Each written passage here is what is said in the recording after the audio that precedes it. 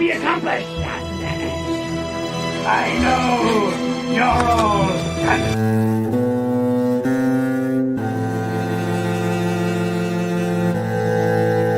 As a man, I'm flesh and blood. I can be ignored, I can be destroyed, but as a symbol,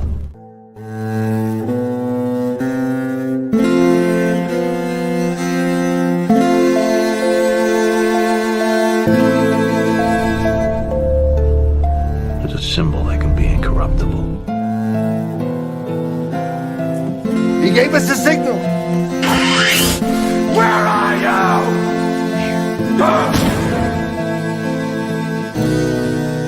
Something elemental, something terrifying.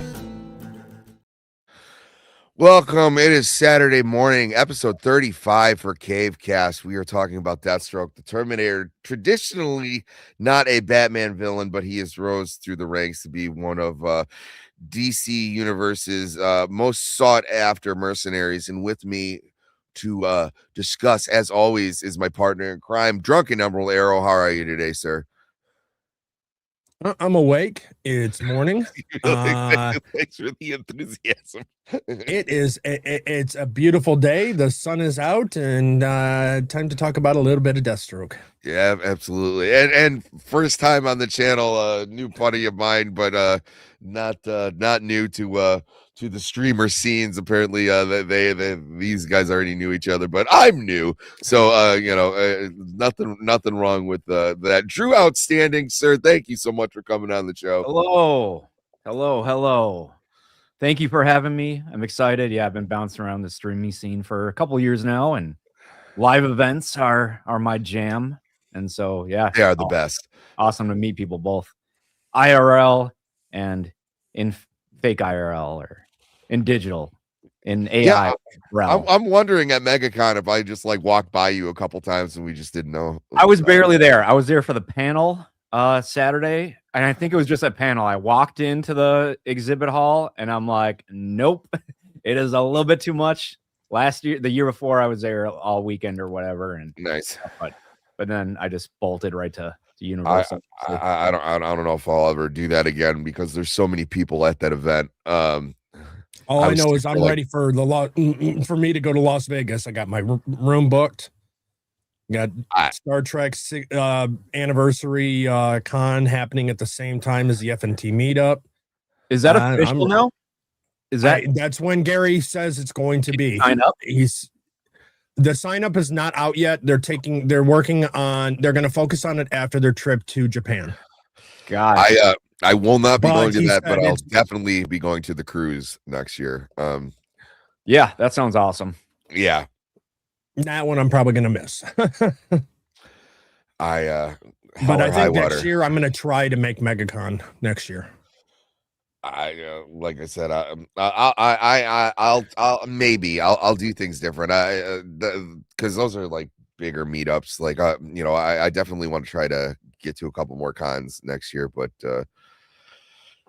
I had some shit going on this year, so it's probably just going to be a one con year. Also, around that time, I got My Chemical Romance tickets, and that was a pretty penny. Which is weird. Like all these established bands, why are you making me pay like $200-300 a seat? Like you guys already fucking. There's a demand, buddy. Like there's a nostalgia demand, and the generation that likes them supposedly has the most disposable income or access to. And Sammy, let me really hit in home again of physical media is making that return as well. Oh, absolutely. People are starting to reject streaming services when it comes to music and movies. Well, and you know what? Good, especially with fucking video games, guys. I just came back from garage sale yesterday, and the whole point it took forever to get this. I picked up about nice. Oh, is that the Drew Carey show? It's the Drew Carey show forever because of all the music rights. All the music rights. Drew did not want the series to come out with the music stripped out. It took forever to get all of the rights nailed down. I have it in the other room. As you know, I was a big soundtrack kid. I actually have the soundtrack to the Drew Carey show. Nice. Yeah, that's my other channel that I'm working on this summer is Physical Media Warriors. And so Nice.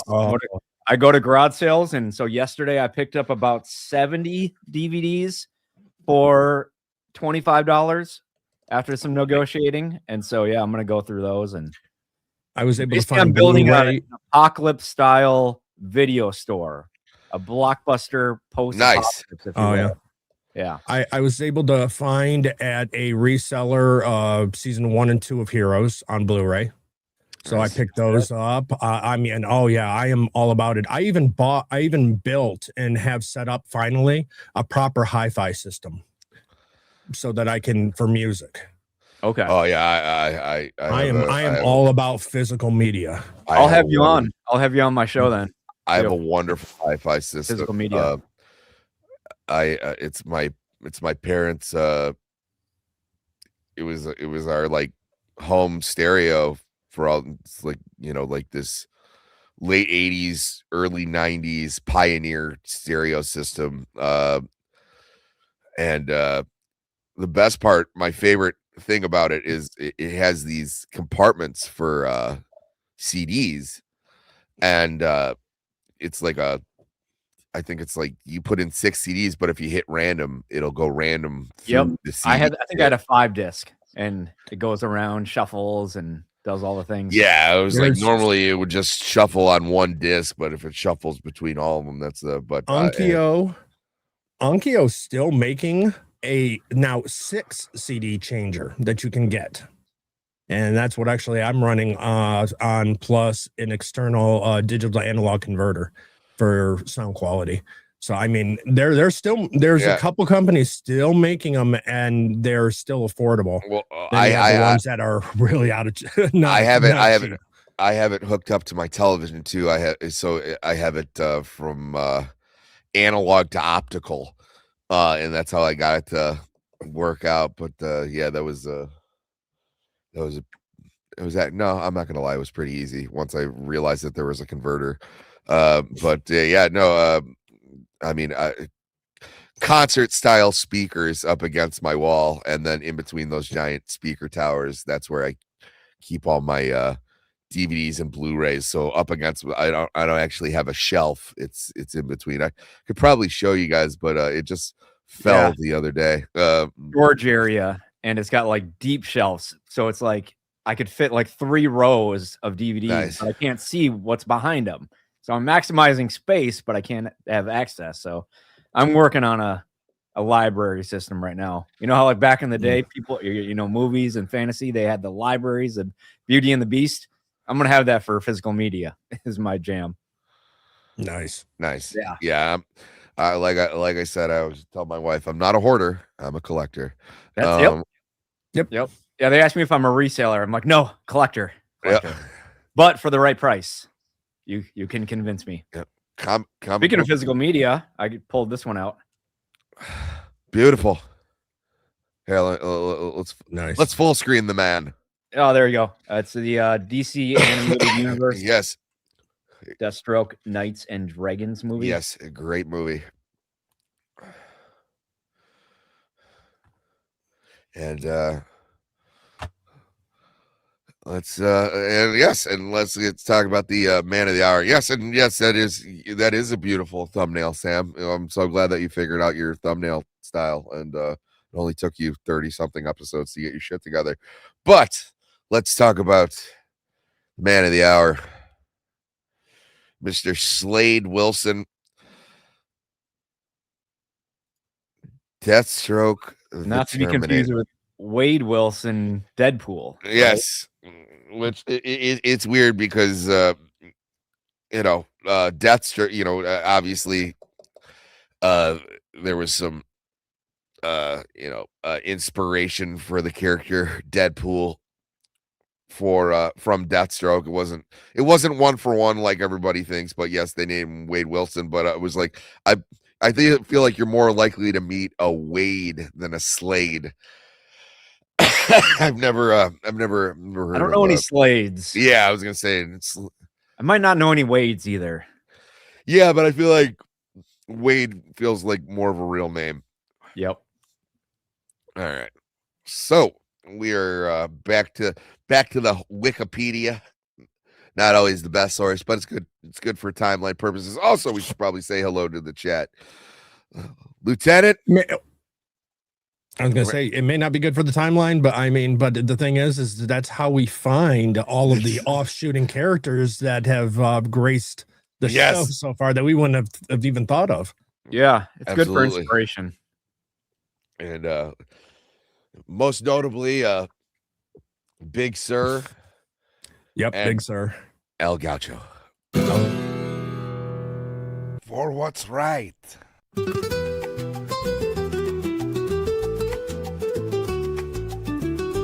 For love. My paws are a cry for justice. My dick veins are a cry of passion. I am El Gaucho. Did it just shit out there for a second? Look fine. A little. I don't know. Yeah, I heard like like roboted for. Either way, yeah, El Gaucho, the Batman of what is it? The Batman of all nations. Yeah. It was when we were going through Batman United. No, Batman Incorporated, and Incorporated.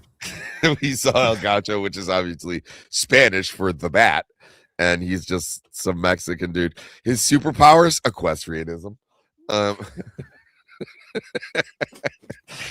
It'll never not fucking tickle me. Let's get back to the chat. Okay, we got blue collar loser, late and gay. We were a minute gay. All right, everyone needs to chill the fuck out. All right, one of us needs to calm the fuck down. Okay. Morning, sir. Good to see you. Man, Sammy. Show the scenes Arkham Origins when Batman fights Deathstroke. Holy shit! Yeah, it is. Matter of fact, Arkham Origins had the best preview for the game ever. That's when like Bruce Wayne's getting the shit kicked out of him as a kid, like on the schoolyard. They just kind of like show him getting like older and older until he finally has like the bat suit on. That was fucking great. There's people who argue on the game. I think it gets a little too much hate. I think Arkham Origins is a fine game. Yeah, well, it's a little bit more grounded than the other Arkham games. Was it the one that you drove the Batmobile, or was that a different? No, one? that was Arkham Knight. I did not play that one. That played City. Well, I didn't start with City. I started with Asylum, then City, then Origins, I believe. Dude, I remember when Asylum dropped, and like the first preview for it was on Dark Knight TV. Like when that first, it was like I could not imagine being more hyped for Batman at the time. But yes, one of the main reasons that Arkham Origins gets so much hate is it's the one Arkham game where Mark Hamill didn't voice the Joker, and it was just that guy doing I'd say a passable Mark Hamill impression, and it was like I never like that. Just do your own thing. Don't do an impression of someone else's thing. But yeah, who am I to say? The DC animated universe. Every time it wasn't Mark Hamill, Joker, then I'm like Yeah, but I like John DiMaggio's in Under the Red Hood as well. I thought he understood the assignment. There's been a couple of guys who've been able to do it, but yeah, no one. Was that related to a comics? Full disclosure, I'm more animated series and movies, that's and totally like fine. That. Yeah, Under the Hood is it's Under the Hood in the comics. That's the. Wow, we're just playing all the memes right away. That was the return of Jason Todd. Dead puppies. Dead puppies. Dead puppies aren't much fun. Hey, no warning on that one? Spoiler alert. Let's get back to the Ryu. Good to see you, Sonia, my dear. Good to see you, my friend. Let's see, and for the rest of you guys watching but not chatting, please share the show out. Make it fun, make it sexy. All right, but most important, make it justice. I still might be drunk from last night. Let's continue. Oh yeah, and RIP, what was his name? Randy, you were good, sir. We were playing at a bar last night, and apparently the owner of the bar unfortunately passed away. And there was a lot of drinks to be had, which was fine because they were free. Which lucky for me, and much to my wife's chagrin, who had to drive me and a couple of bandmates around at like 2:00 in the morning when we were on our way back. I'm sure that was super fun for her. But Deathstroke is a fictional character appearing in the American comic books published by DC Comics. Creator Marv Wolfman and artist George Perez. And those are two very heavy hitters. You wouldn't think of them as a Batman villain initially, and you'd be right, because he was initially a Teen Titans villain, and coming out in issue the new Teen Titans #2 as Deathstroke the Terminator. He's since dropped the Terminator moniker. I mean, people will still add it in. I made it, as you can see, I made it very small on the thumbnail here, because he still does have that moniker. They just usually don't use it. Who owns that? Is that a IP thing? No, it was just I don't know if it was an IP thing or why they dropped it. I just think it's a mouthful, and Deathstroke is already a cool enough name. He's a one-eyed wrecking machine.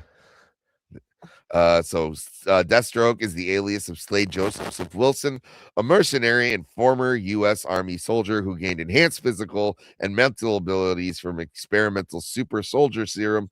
So he's kind of a, I don't want to say evil. Yeah, we can say evil Captain America. I was going to say evil, or maybe like, I don't know, doesn't hold back, less morals. Yeah, morally ambiguous, but I mean, normally the people paying him are evil. So yeah, ipso facto. But it is because Captain America does get paid and does kill people too. And I was going to say too is he has his own set of morals. It's not like he's not moralist. I mean, he does does have rules.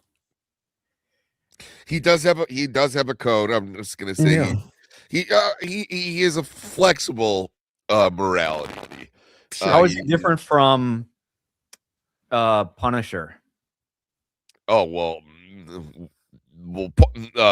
Frank Castle's out of his fucking mind is one thing. Okay.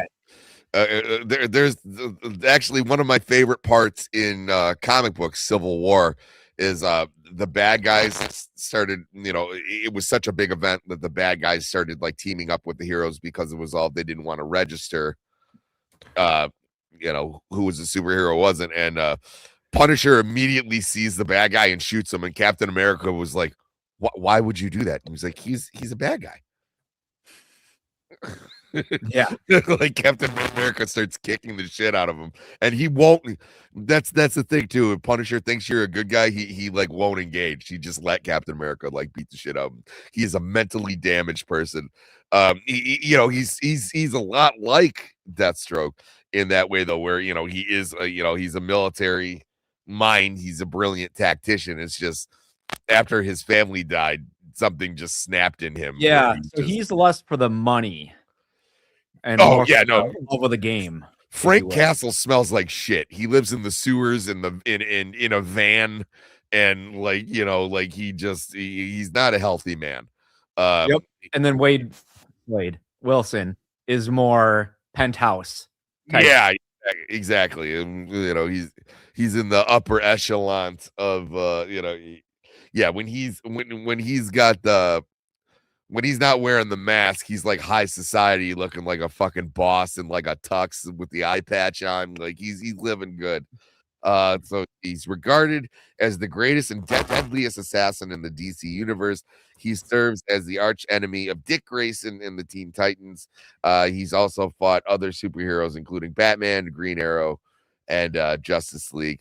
That's the one thing. As long as it's about as high as street level, it was like, he's not going toe to toe with the Kryptonian, right? Like that's not really gonna happen. He might have a plot to immobilize him temporarily, but like he's not getting in a fist fight with Superman. Yeah, that's a good point. He'll probably be part of it, but he probably knows his limitations when it comes to certain ones he's going to go up against. When it gets into like the greater DC universe, he's one of those, like I said, the Joker is always best when something else is happening and then the Joker is just there causing chaos, where so like Deathstroke is kind of like that too, where it was like he very much could be a problem for Superman, but like he's gonna get the drop on him and then he's gonna have like kryptonite on him or something, right? He's gonna immobilize him. He's a more evil, worse version of Batman to go against. Yeah, Superman. no, at the end of the day, he's a tactician. He's got a brilliant mind, and he's a pain in the ass, really. But he's also not like a regular guy, right? Like he's enhanced. Like it was like like I don't know if he can lift a car, but he can definitely like push it out of the way. Like he's not your average bear. He's a tough cookie. And yes, he does have a vendetta with Dick Grayson. It's held against the Titans. It says it right here. The vendetta against the Titans began when he swore vengeance for the death of his eldest son, Grant, his other two children, Joseph and Rose. They joined the Titans to oppose him. A bicolor black and orange mask that covers his missing right eye serves as Deathstroke's visual motif. Yes, and as I recall, I'm pretty sure that it was by his hand. Oh, look at that! That's that old school Deathstroke.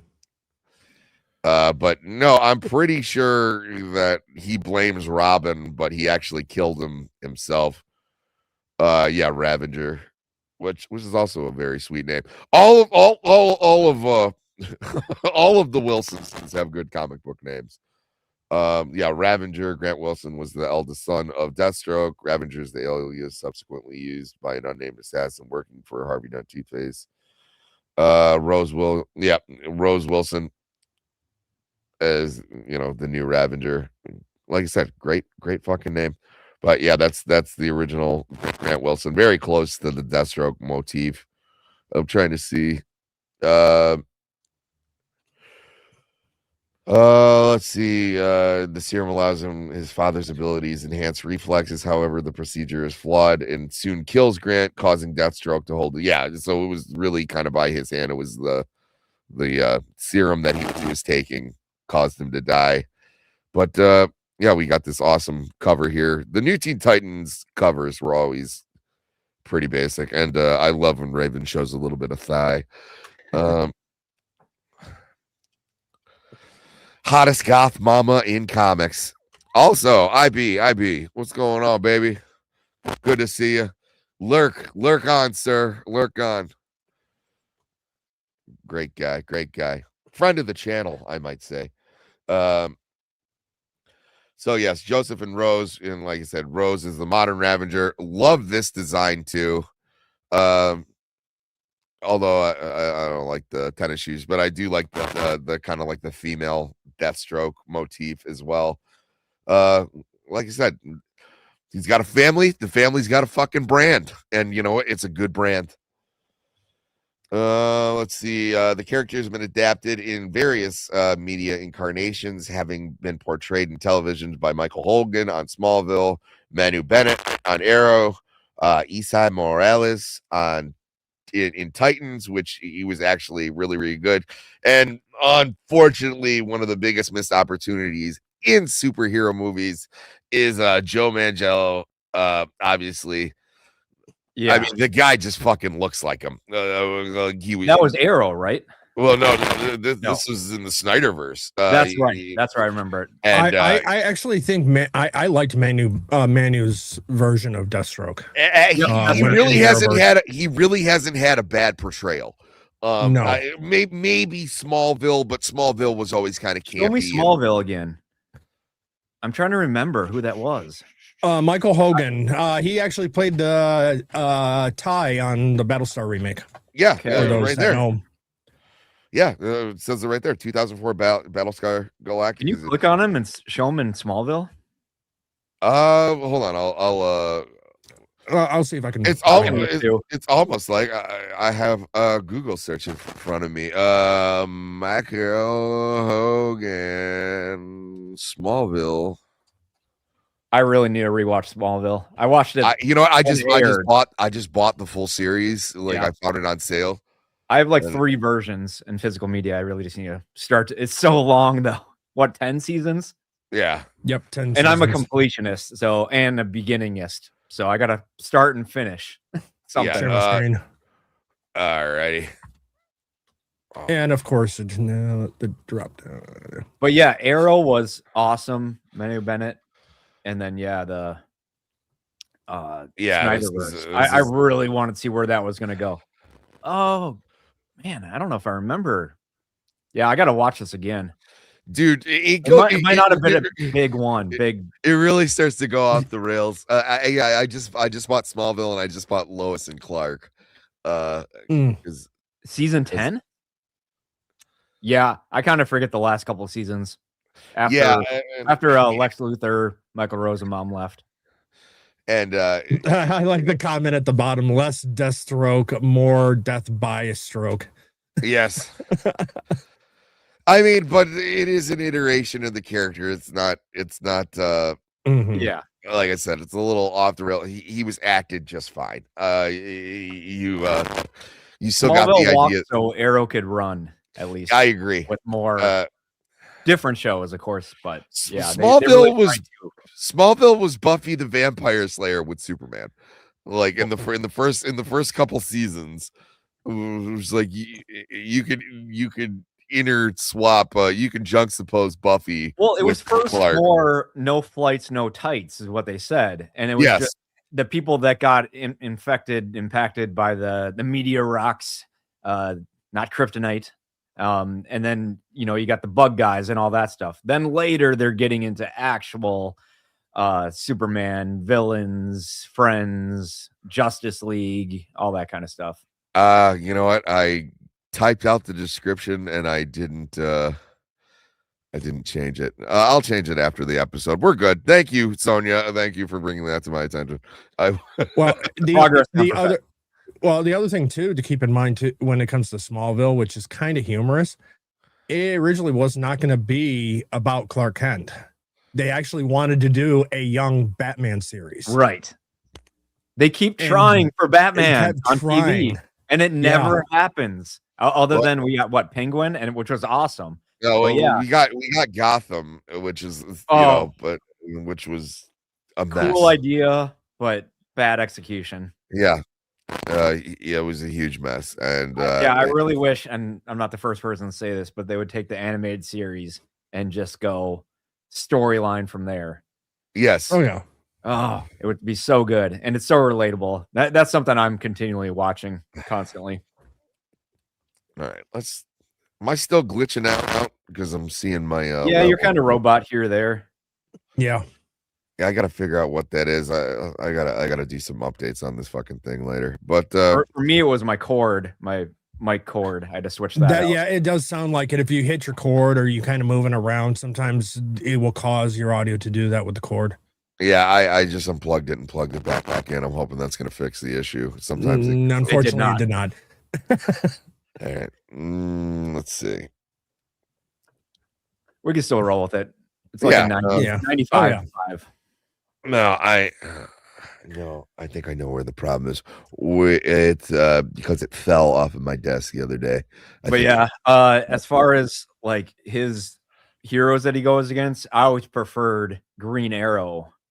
Him and Green Arrow going at it. It just seemed like a good matching than Batman. And I didn't really get into Teen Titans. The show was horrible. It was cool to see all the characters, but man, that's one show that I could not complete. It just kept going off the deep end. You know what I'm talking about? The HBO Titans. Yeah. When they started doing the Red Hood, Under the Red Hood, Jason Todd stuff, and I'm like, oh, this is bad. Yeah, I think it's just that time of the year or time of what was going on with all the Me Too, the DEI stuff. It just full on. But but Arrow was great. Try that. Yeah, Arrow was good. Out of when it comes to live action, definitely I think Arrow has the best live action version of Deathstroke. Because he stayed around for so many seasons. Yeah. And actually being a driver for one of the seasons specifically. Right? I think 2 seasons, yeah. Well, I mean, he shows up in Arrow very early on, because he was on the island with Ollie at a point in time, and I liked how that worked. But Titans was rough. Yeah, did you finish it? I stopped in the last season after Tim Drake kissed that guy. I was like, okay, whatever, fuck this shit. Oh, I don't know if I saw that part. I'm glad I didn't. Now there's like this weird doctor when Tim Drake came into it. Yeah, and actually, I liked him, and for some reason, that same actor shows up in the Batman. He's just like one of the gang members. He was the gang member who was supposed to like punch somebody in, and like he didn't end up doing it. And he was the gang had all the face painted. He only had half of his face painted because he was like an initiate. Wait, is that Robin? That's what we're talking about? That new Robin? Yeah. So obviously they had the first season was Dick Grayson's journey into Ray Swap Robin in that live. Yeah. I started then they had Jason Todd in the second or third season. It was a bit of a mess, which was a shame because that show actually had some really good aspects. Like I remember it had really good potential, but the lack of Batman and the weird stuff where Batman just I liked kind of like because it was the dude who played Jorah on in Game of Thrones was Batman, and he kind of had like this Adam West swagger about him, like he was kind of an elder Batman, but like he had like this playboy vibe where he's like chilling, like wearing an ascot and shit, and I was like, all right, I can dig this potential. And it reminded me of what I've seen from was it Bob Kane? Yes, he was very much. I saw a combination of Adam West and Bob Kane because apparently Bob Kane kept going to all these like parties and stuff and the mansion and everything. Well, that's how the show, the 1960s show got started. Is they were watching the old Batman serials at the Playboy Mansion. Yeah, and, good point. And so he kind of like took on the role of what Bruce Wayne would be in real life. It was like a self-insert, right? Like it was like the life that he wanted, and Bob Kane didn't care who he had to like fuck over to get it, but that's the whole point of like Bruce Wayne. Really, is like he's a man of leisure. Yeah, you would never think that he's the one out in the streets like beating the shit out of people, because like you look at him and be like, dude, this guy has never worked a day in his fucking life. I know. And I like watching those Sammy, old videos and documentaries about him. Yeah, Sammy, you need to tell Drew about the orgy. Yeah. So one of my favorite stories ever is if you didn't know this, Adam West and Burt Ward were like sex pests when they were, when that show was really big. And what's his fake Frank Gorshin, the guy who played the Riddler, him and Adam West went to an orgy and they got kicked out because they refused to break character. Oh no. So the whole time, Gosh, imagine if social media and cell phones were around that time. oh yeah, I mean, Could you imagine? it would have been the best. But yeah, like Wouldn't break character. So you have Can him imagine going and being at an playing the or- Riddler. can't even imagine being at an orgy, but it was like and then at the other side of the room, it was like, not this time, Riddler. You're like, what the fuck is? Oh wow. What is going on? Yeah, that would be wild. Yeah. I don't know who you would compare that to today. Oh, no one. Different times, man. The 60s Yeah, were I think wild so. times. Well, Ezra Miller. Oh, Yeah, but that's depressing. Yeah, that's completely different. Yeah.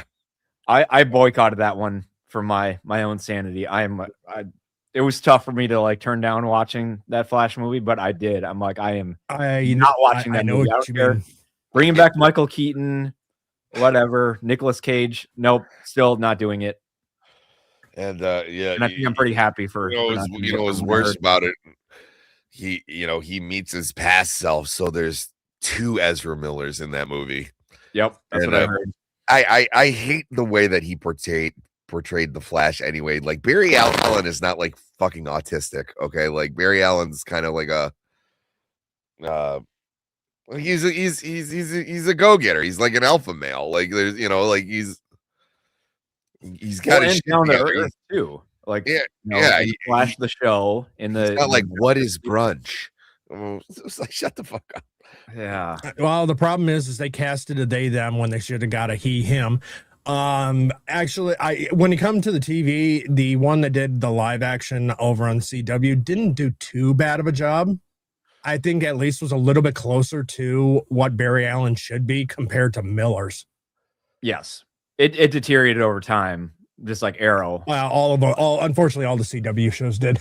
Yep, the ones that started out strong. I mean, yeah, the longer the ones that were contracts lose, the writers move on to better, stuff. Yeah, the actors, start phoning in and getting bigger offers and splitting stuff.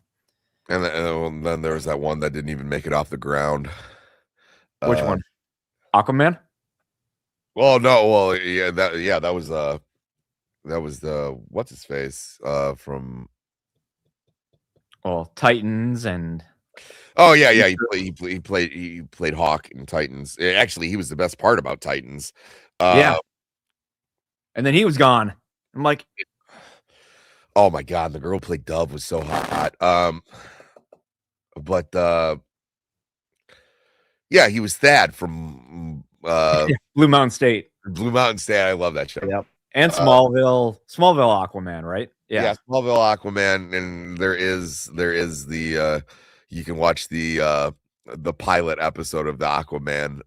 It didn't have legs, but I was thinking in the CW universe they had a very short-lived Batman show where Batman is dead. And I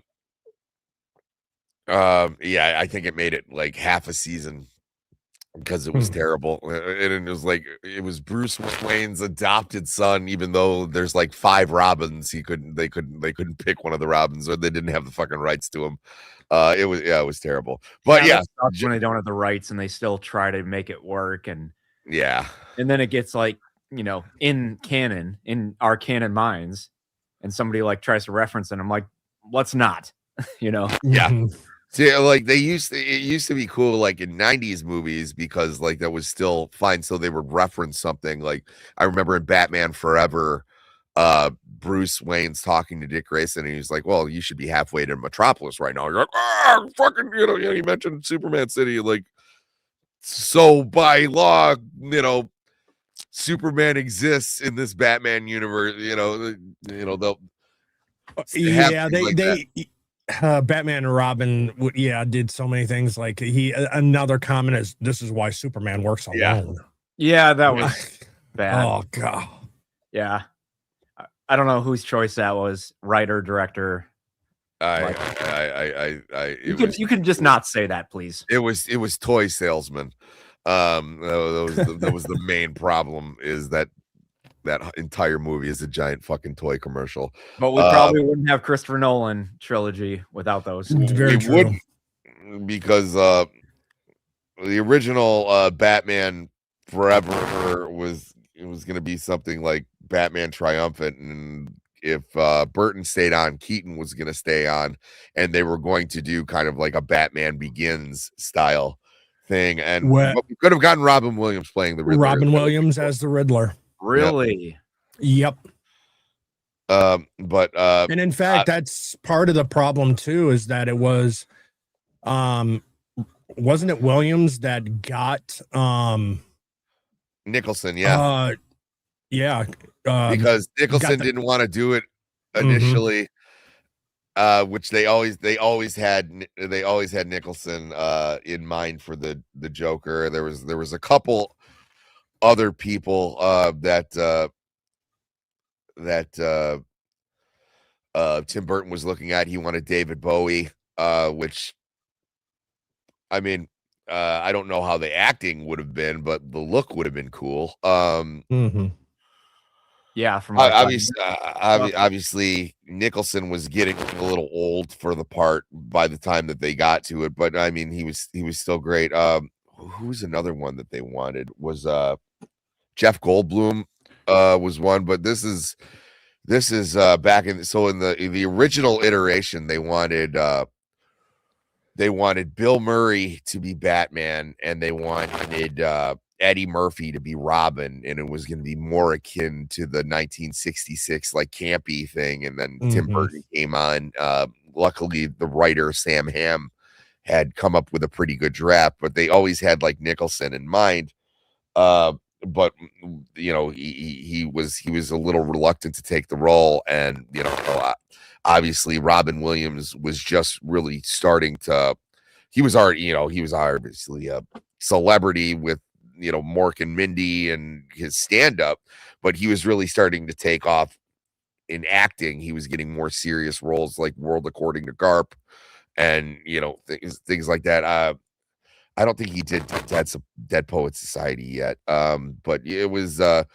But they said, hey, we offered it to Robin Williams, and Robin Williams is a fucking nerd. And also, I don't know how long this fucker's been here. Hey, buddy, wakey. I have you back there alone. Yeah, good to hear from you. That's a good point. There we go. Here I am. Yeah. No, damn it. This is not only one of my favorite villains, it's really one of my favorite characters. So I'm very upset that I'm late. I apologize. That's all right. We actually really haven't gotten into him too much yet. We were just kind of just like. Yeah, you were talking about the scam they played on Robin Williams to Lord Jack Nicholson, correct? Yes, great story. He was pissed about that for years, and I honestly, even though they eyed him for the Riddler, I don't think he would have taken it because he was so pissed at Warner Brothers for dangling that carrot in front of him. Well, another one that got upset with this situation too was the actor that played Lando. Billy D. Williams, because he took the role knowing where it would lead to Two-Face. He took that role specifically. And they had to pay him regardless. Yes. Yeah, for returns. And that's how they were going to do it. So the whole thing with Max Schreck, Christopher Walken's character, that was mostly going to be supposed to be Billy D. Williams' character, in that scene where she kisses him with the live wire. That's how he was going to become Two-Face. Oh, really? Mm-hmm. Yes. That wouldn't be horrible. And, it's an incredibly hard soundbite to find, but there's a soundbite of him and what he would have sounded like when he was playing Two-Face, and like it's a missed opportunity because I was like, no one had fucking, and that's the thing. It was like no one really cares about like race swaps, like when they're like right for the role. And this wasn't, and this was at a time, and like somehow Tim Burton always gets labeled as like a racist, and I was like, dude, he put fucking, and obviously no one's got swag like Billy D. Williams, man. That guy is just, Lando was amazing. All of it. Yeah. Well, it was also, though, if anybody could be labeled that, it would have been Schumacher, because he absolutely refused to even call Billy D, like even contact him. Because Billy D. Williams, he heard about it, he was completely open, and his agent was expecting the call, and it just never came. And then the announcement came with Tommy Lee Jones, and he was like, all right. Which I did not like that iteration at all. I said it's one of the biggest missed opportunities. There was no lawyer. He wasn't a lawyer. There was they showed some no district attorney. Well, he goes nuts. Like that's not how. I've ever imagined. More like the Riddler or Jim Carrey. He was anything. The story was Carrey was kept one upping each other, and he kept trying to do different stuff. I'm like, this isn't Two-Face. I was like, I said it would have been a much better movie if I always say, imagine Tommy Lee Jones playing it like Agent K in Men in Black. That would have been a great Two-Face, and I'm sure that's probably how he read it. And then Jim Carrey comes in all bombastic, and which I can imagine it would be hard to play the straight man while this guy's being so bombastic, but that's entirely what the movie needed. Yeah, I know that irritated me. I mean, because he does it in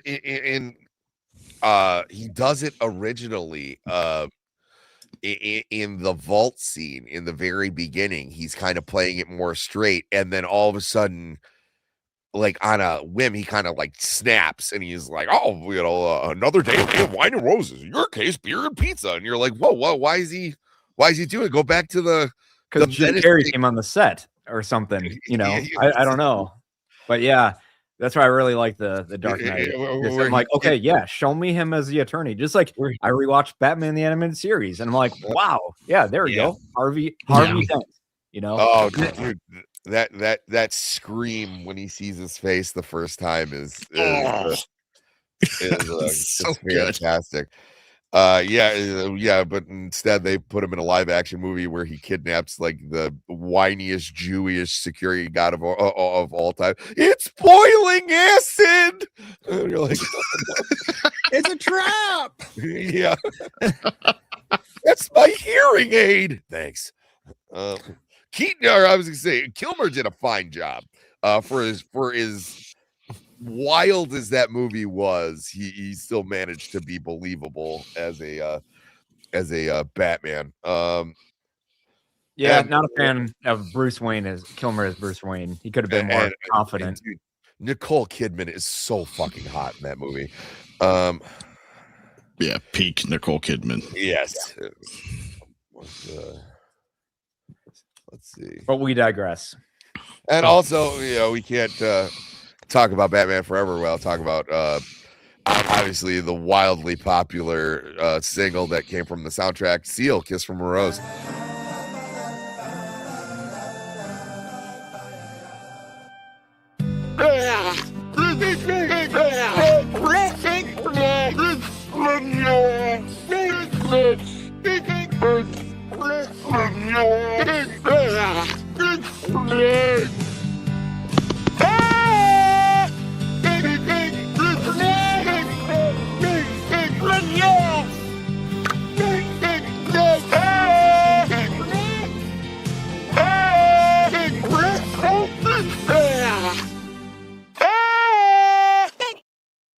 Oh my god! I mean, it's a classic.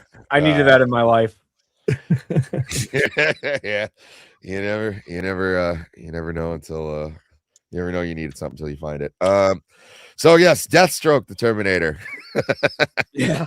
Created by Marv Wolfman and George Perez, which, by the way, two huge hitters in comic books. Just absolute. That is absolutely a dynamite team.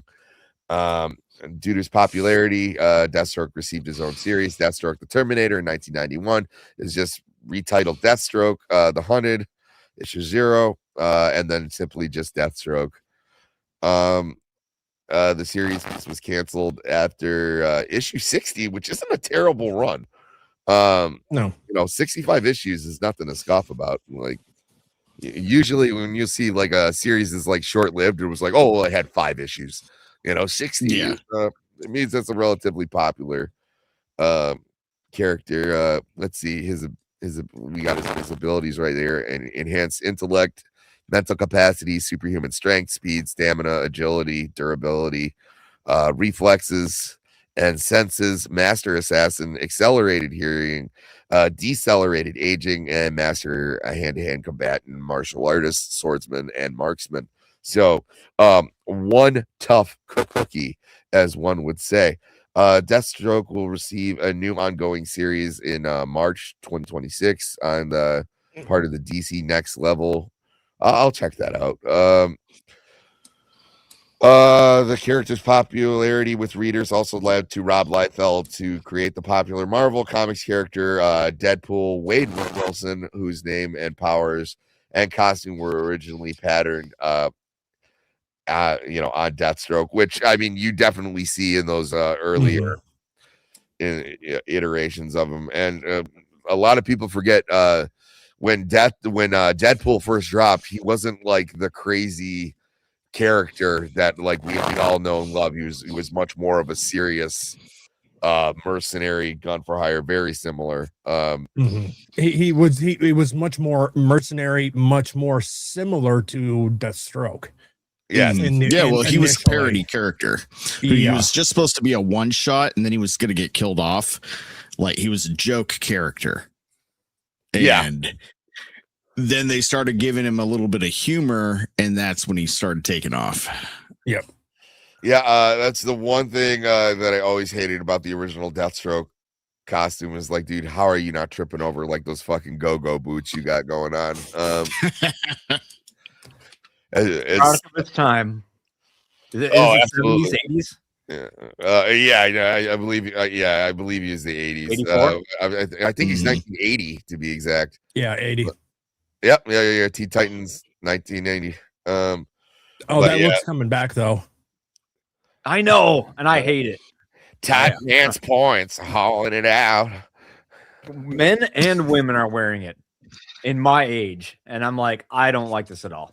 Yeah, my boot cut, and you should have your tight jeans. Yeah, it was like we do not need to bring back bell bottoms. Nobody needs those. Or Jinkos. Yeah, dude, fuck that shit. No. It was like you know what? I miss my ankles being wet all the time. Yeah. Yeah, you step in one puddle and you're done. You're done.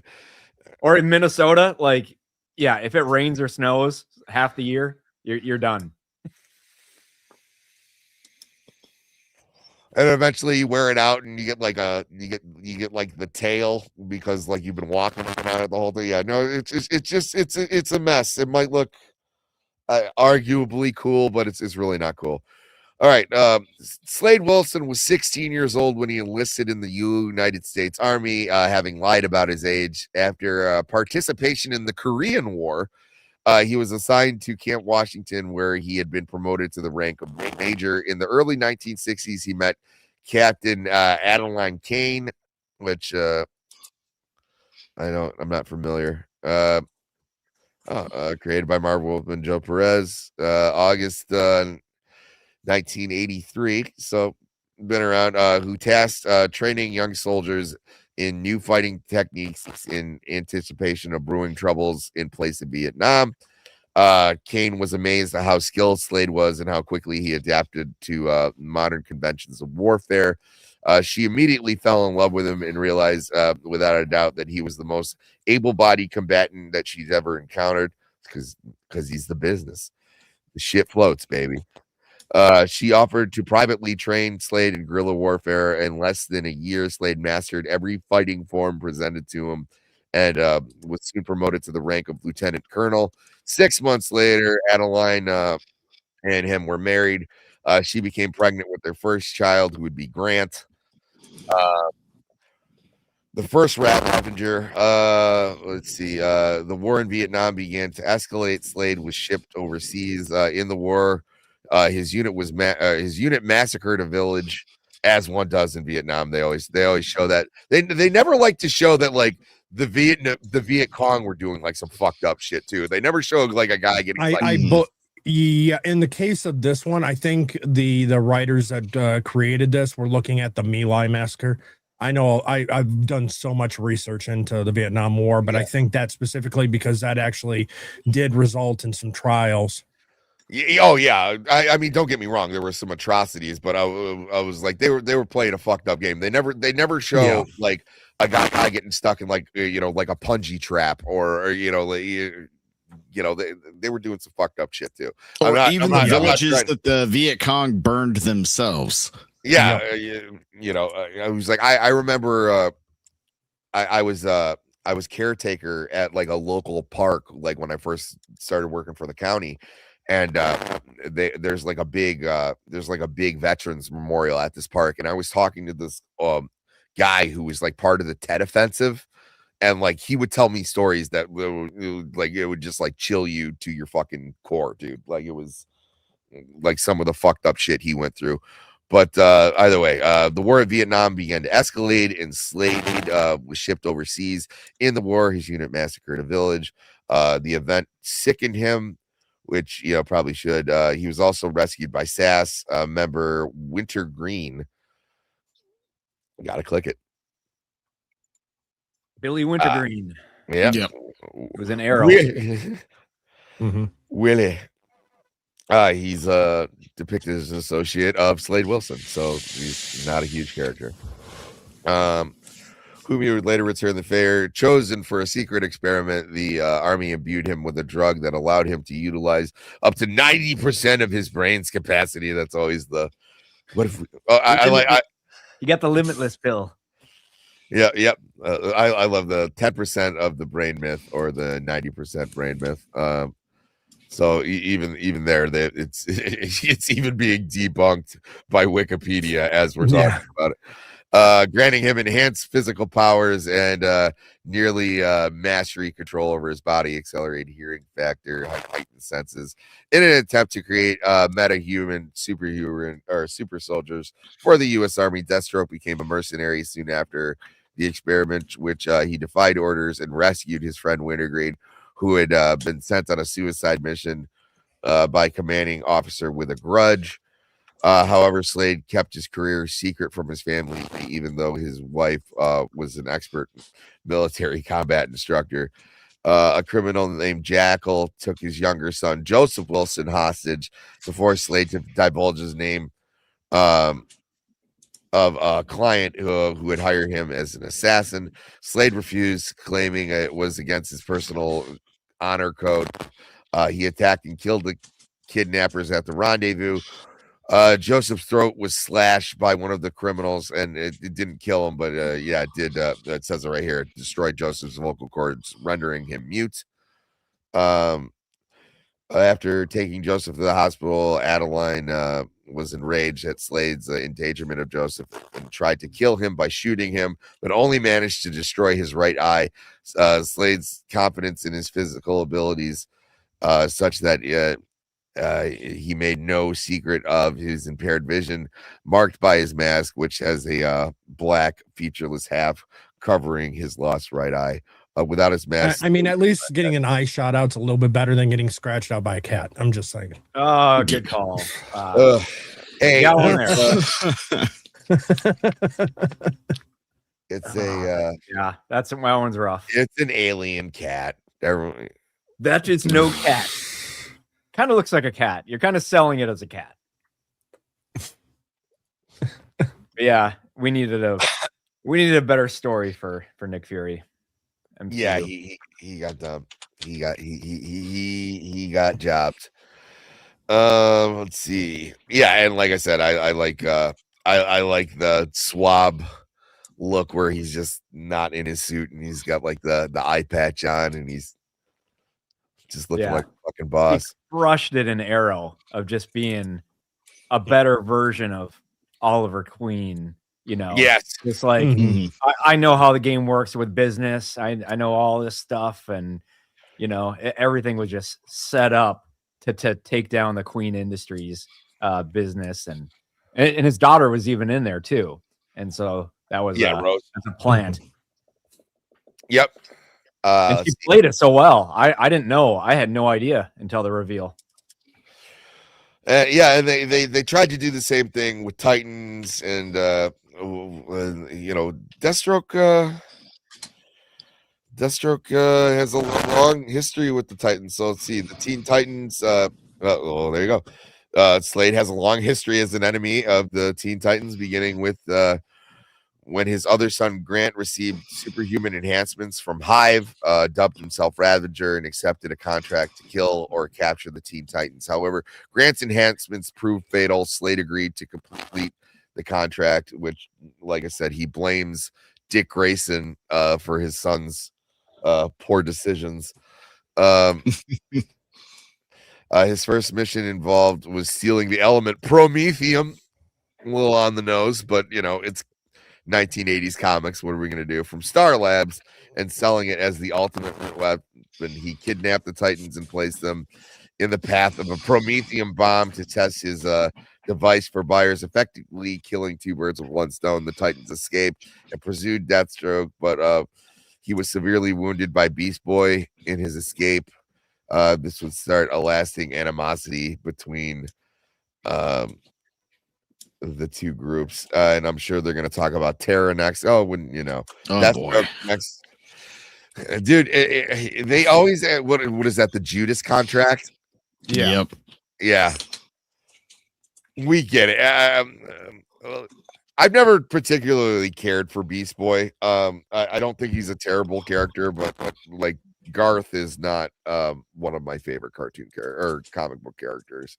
He's fine for me in Teen Titans Go. Like I'll watch that with my son. And I like the original Teen Titans cartoon as well. But he's fine there. He's it's such a kid superpower. You know what I mean? And I really didn't like him in Titans. There's a lot. That was rough.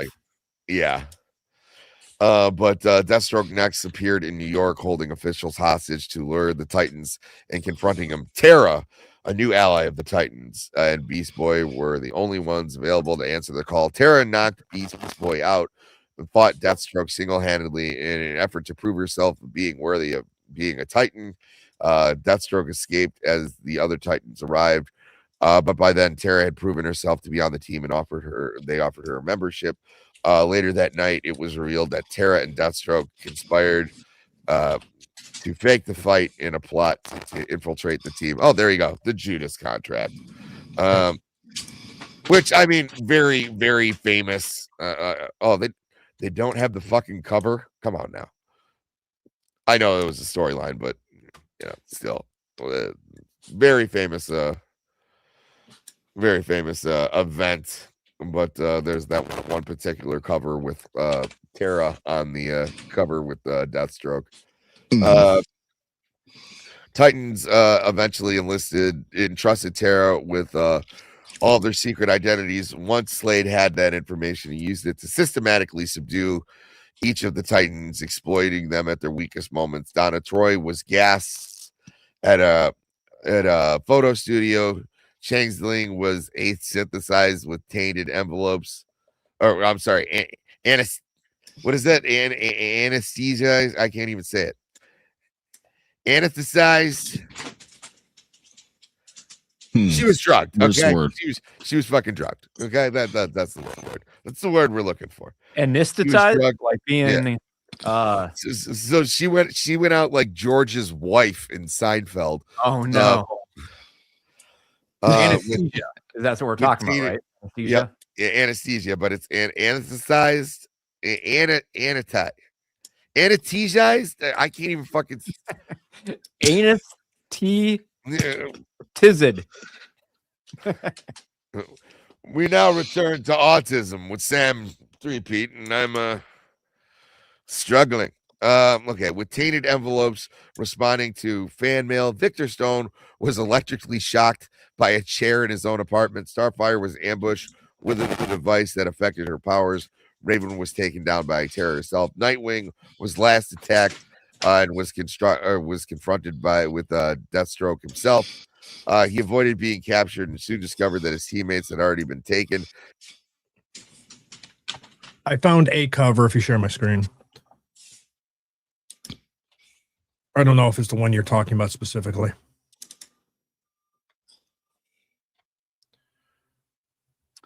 I've seen that one. I've seen that DC animated universe.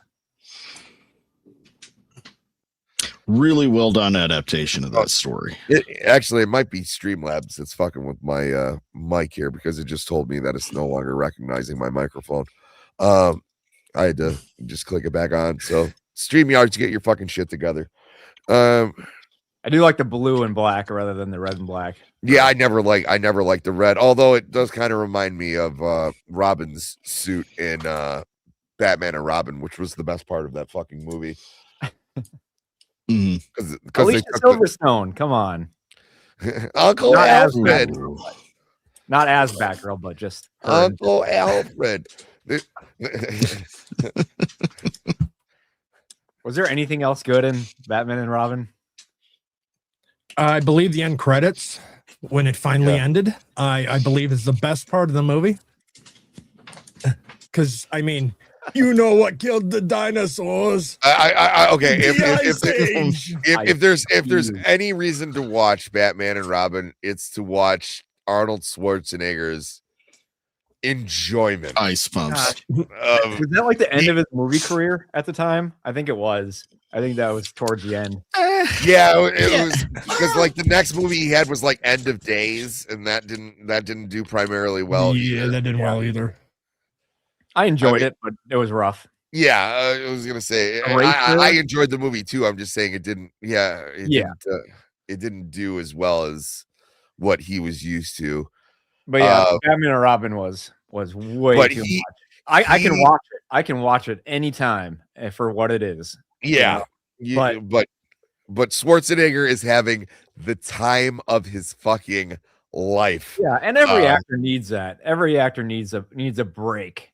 And even Brad Pitt said it. He said, when you eat good steak all the time, every once in a while, you need some fast food. Yeah, it was like if everybody was a steak, then we wouldn't have hot dogs. You know what I'm saying? Ooh, I like this cover.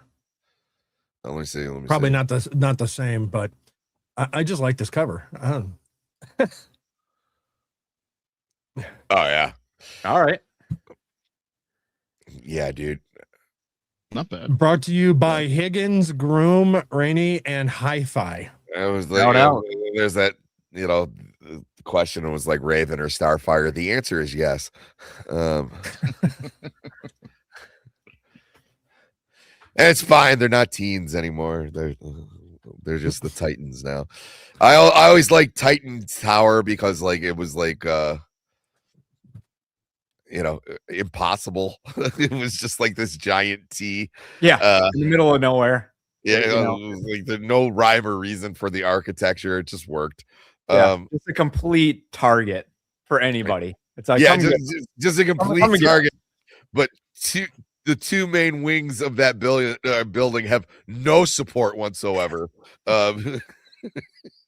Nothing going on in this building. Leave it alone. Maybe it's part of the invisible jet material. Yes. They got underneath there. Yeah. As a matter of fact, someone should do like a short run of just like these like two architects was like, fuck, they want it to be a giant T. How are you gonna do this? So I love the Batcave. Like the Batcave is just perfect. Like they got a Lego set where it's the Batcave and Wayne Manor, and I might have to get that if I can. Yeah, that's pretty dope. I don't even have any Lego sets, but that's pretty cool. Yeah, I have a few. So I get like I was showing it the other day, the Thanos Gauntlet, Infinity Gauntlet. Yeah. Nice. Yeah, I got Mjolnir as well. Nice. Oh, that must have taken for fucking ever. No, not horrible. Not horrible. Oh, is what? let's see. So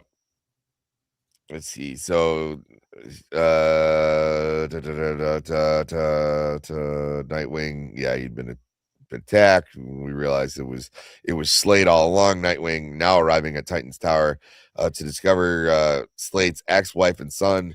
She told Nightwing that Tara was a traitor and how each of his teammates were captured in the related origin of Deathstroke. Nightwing confronted Deathstroke and Hive, joined by Jericho, who is, his son, his mute son, who got his vocal cord slashed. During the confrontation, Deathstroke recognized Jericho as his son, which caused him to hesitate. Jericho freed the Titans by possessing his father's body. After Tara died during the battle, Slade was taken into custody, and Beast, when that happened in the early 80s, and Beast Boy has not gotten over it. He's still a little bitch for Tara, and that's why I don't like him.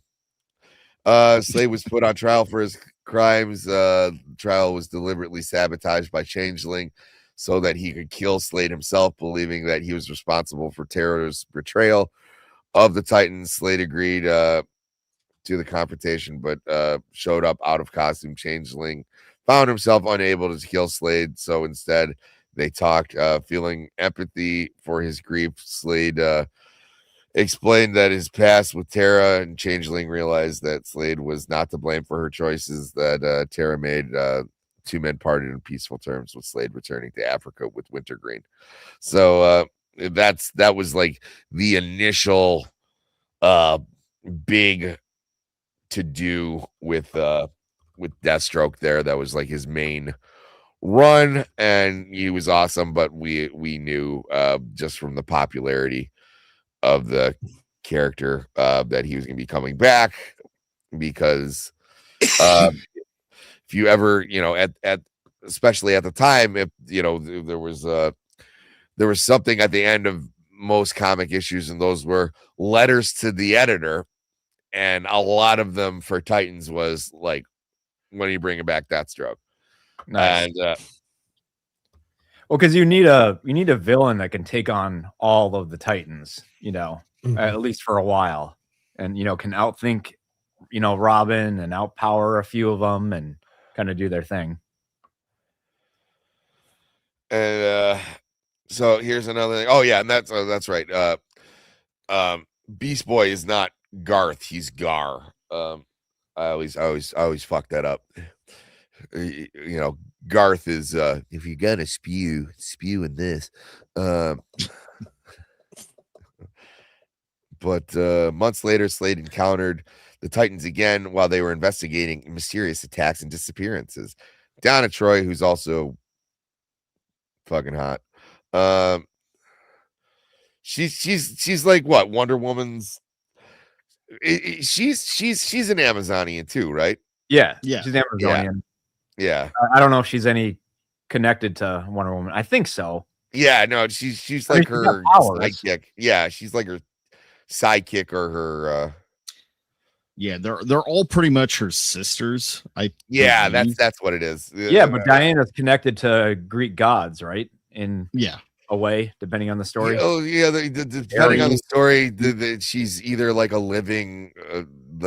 She was like a statue of clay, and they breathed life into her, or she's a demigod. Those are the two. I heard that was the rumor, or that's what they told her as a kid, or some shit. But then it's like, no, the mom just hooked up with Ares or Zeus. Well, that was after like a retcon, right? I mean, no, it was like animated series or whatever. I've heard of that. That's when it was called, like Paradise Island, which I don't know. That sounds like a bad reality show. Yeah, I was gonna say, an island where only warrior women run things. I was like, no thanks. I mean, I know they're all hot, but like at what cost? Reminds me of the Futurama episode, or the planet with that spot. Snoo. Snoo. Yeah, snooze too. I'm like, That's fair. That's probably how it would go down. Yeah, my favorite is there's when they show the skeletons and they all got like crushed pelvis bones, but the one skeleton's like, Yeah, Not they a got bad way to go. cigarettes still hanging out of their Honestly, mouths. yeah, Not a bad way to go. yeah. There are much worse ways to go. Um, let's see. Yeah, so Gar recognizes Slade.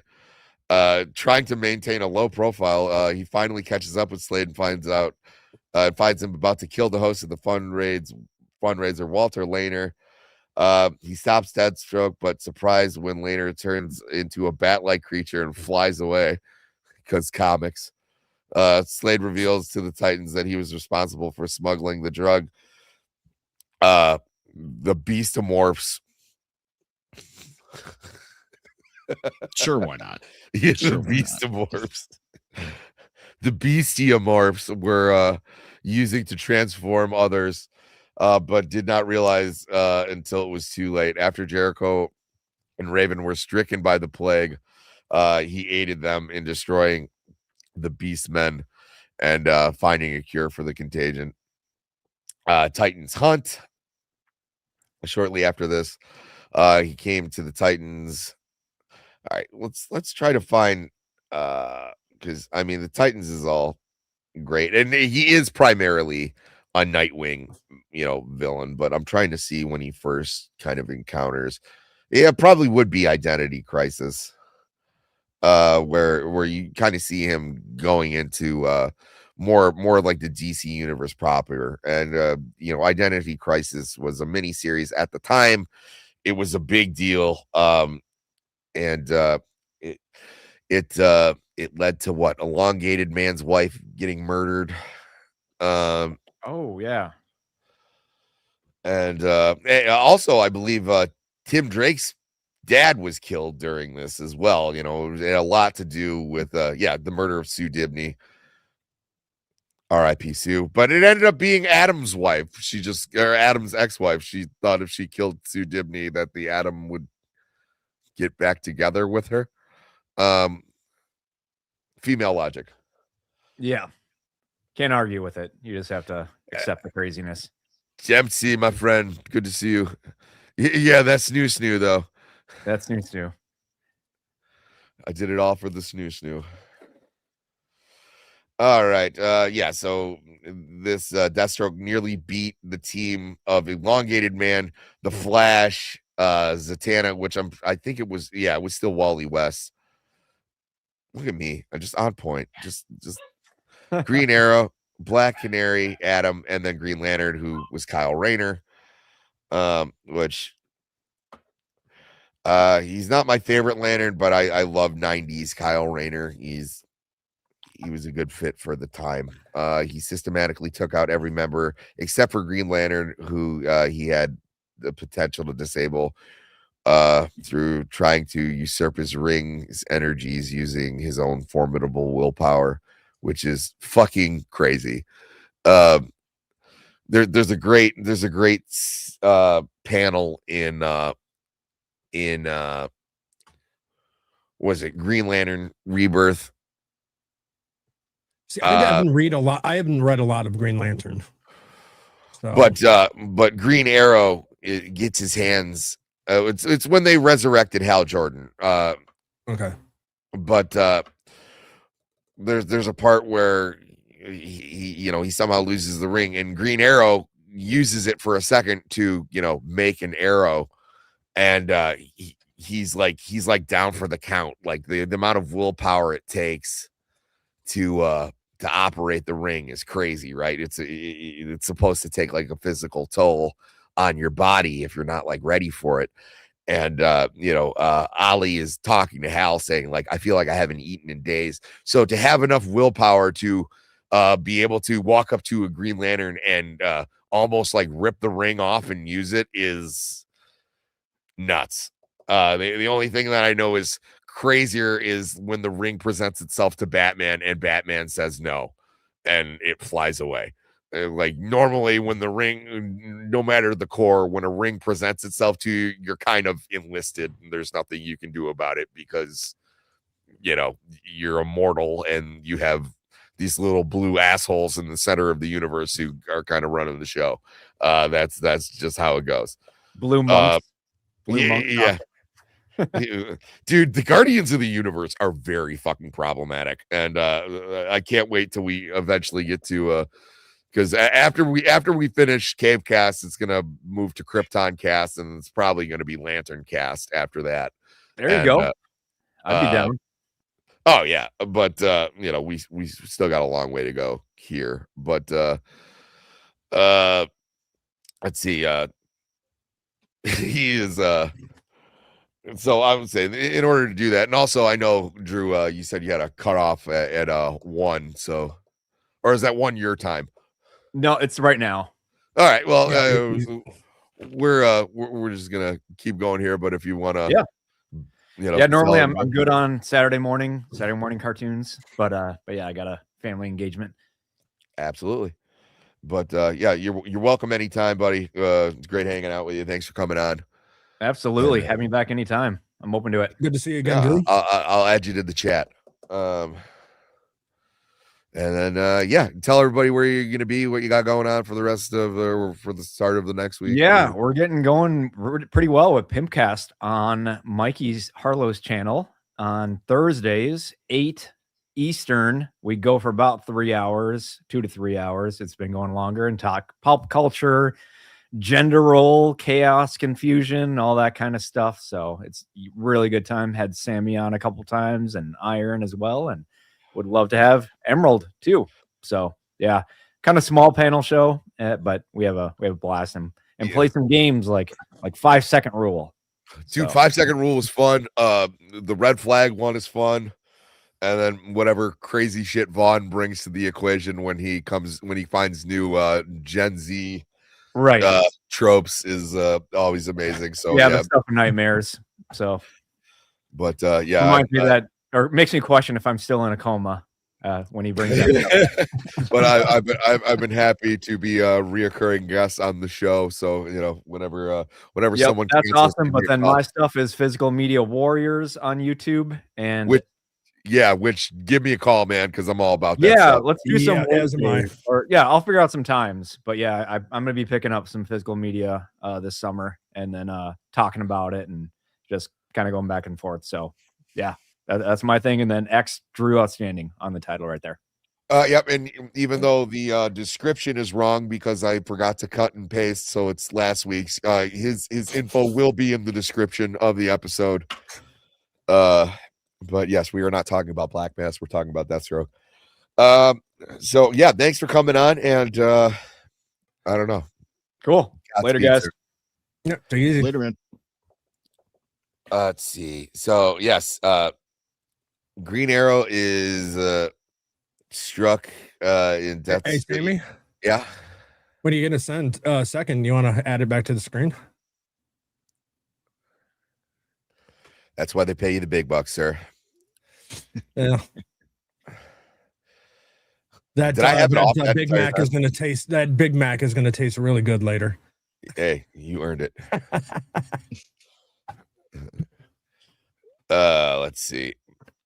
Yeah, it's for his own formidable willpower, but before the outcome of the conflict, Green Lantern entered. Green Arrow, stuck an arrow in Deathstroke's right eye socket, enraging him. Slade went ballistic, which he already lost that eye, so like no harm, no foul, I guess. Yeah, I don't know why he would be so upset about it. Can't lose it twice. Yeah.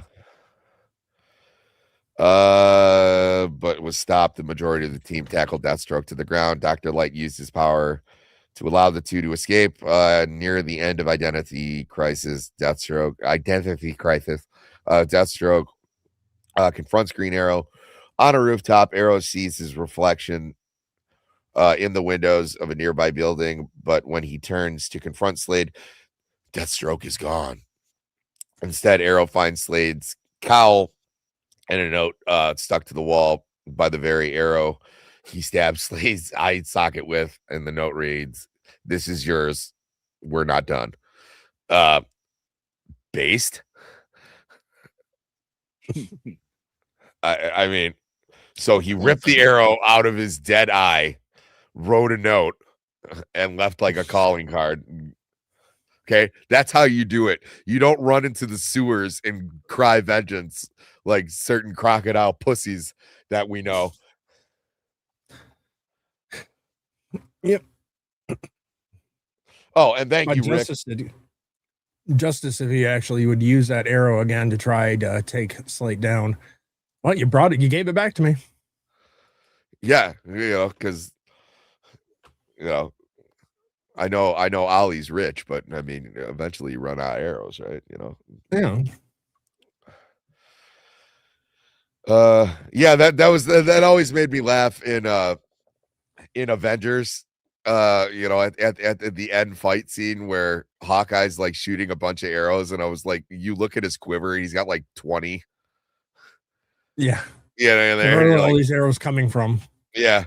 It was like, so you could, if you never miss a shot, which that's like Hawkeye's thing is he doesn't miss at best, which you're taking out 20 guys. That's but I guess they do show him like grabbing arrows out too. So I mean, he can recycle. Mm-hmm. But yeah, no, it's just funny to me. See, Deathstroke was a founding member of Lex Luthor's Secret Society of Supervillains in Infinite Crisis storyline. There you go. Hiding in a warehouse south of Metropolis, waiting to ambush the Freedom Fighters. Who is it's a comic book team, but it's I think it's ran by there it is, Uncle Sam, who is a DC character. Oh boy, is he? Yeah, and I'm pretty sure isn't his like power? He's like Tinkerbell, where it was like clap if you believe in fairies. It was like his powers basically kind of exist by like how patriotic America is. So like he gets weakened like in times where Uncle Sam isn't doing very well these days because of the Democrat Party. Yeah, he's at about 50% power right now. Yeah. But Captain Somalia is doing great. Fuck. Yeah, what Captain Somalia does is he walks up to Uncle Sam, punches him in the gut, and then empties his pockets while opening a daycare center. Yeah, a Leering center. Yeah. But let's see. Uncle Sam he's got to be around for. And also, it's in Vertigo. Like Vertigo is DC. It's just like the British line. But yeah, he's been around since 1940. Look at him! Look at him punching those Nazis. In his look at the thighs on that guy too. He doesn't miss leg day. In his star-spangled pleats. Does not miss leg day. No. Yeah, publisher Quality Comics, 1940, 1944. They got him in. You know what? That's the one place that Marvel fails that DC does. They're good at picking up old properties and then just integrating them, even if they don't fucking use them. Oh yeah. Notable aliases: Spirit of America, Minuteman, Brother Jonathan, Johnny Reb, Billy Yank, Patriot Taylor, or Taylor Samuel Hawk, Samuel Augustus Adams, Samuel Wilson. Superhuman related to Slate Wilson? Yeah, I was gonna say. Yeah, I was gonna say obviously. Yeah, the actual. Yeah. But I was gonna say Samuel Augustus. So Sam Adams is Yep, Sam Adams. But yeah, while he's not punching Nazis, he's brewing beer. Yeah, the American way. Yeah, it was like look at the cut. Look at the veins on that. This, normally he's just kind of like a lengthy guy. Like, I want you to fuck around and find out. Wish a motherfucker would, Uncle Sam. We joke about that. Because I have nieces and nephews. So I want to be like the real Uncle Sam, and I'm gonna start giving them envelopes of money to at their birthdays and stuff, and then at the end of it I'll be like, all right, now give it back.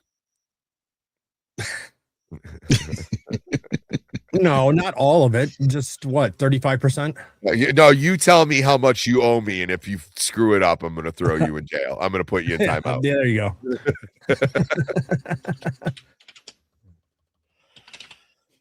Oh, you got another envelope? What's this shit? You didn't write that down. You didn't tell me that you got another envelope of money. I don't care if it's your birthday. You gotta let me know. What's your favorite toy? Yeah, I'm taking that property. Yeah, actually, you're gonna have to. You're gonna actually have to give me part of your birthday money for the toys that you get. And if you have an allowance, I'm gonna take that too. And yeah, if your parents give you money, I'm gonna get some of that. And just basically, anytime you do something, you should just give me money. But either way, the symbolism is crazy. Slade also shoots Uncle Sam in the back, which, leading to his apparent death. This is a former soldier who turned his back on his duty and became a mercenary. Always enjoyed the symbolism in that. He was an employer of Nightwing, who he hired to train his daughter Rose. However, after the two have a confrontation with Superman, I wonder how that worked out. Two people with, I guess Rose kind of has, well, she has more powers than Dick Grayson. Dick Grayson just has a nice ass. That's best ass in comics, Richard Grayson. Everybody knows it. God. It's documented. Anytime a female character sees Nightwing in person, they're like, wow, he's got a great ass. And he should. He's an acrobat, right? Peak physical human potential, Richard Grayson. They call him Dick for a reason. He fucks.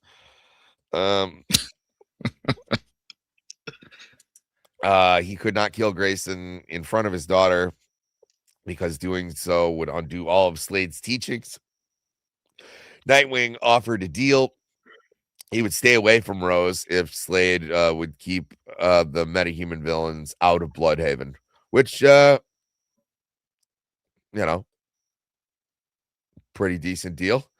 Please don't bang my daughter. And he's like, well, yeah, that's kind of up to her. But good way to stop me is if you keep all these freaks out of the city I protect. And he's like, good. Well, the deal held for 34 hours until Infinite Crisis issue 4, when Wade, under the orders of Alexander Luthor Jr., who is a alternate version of Lex Luthor.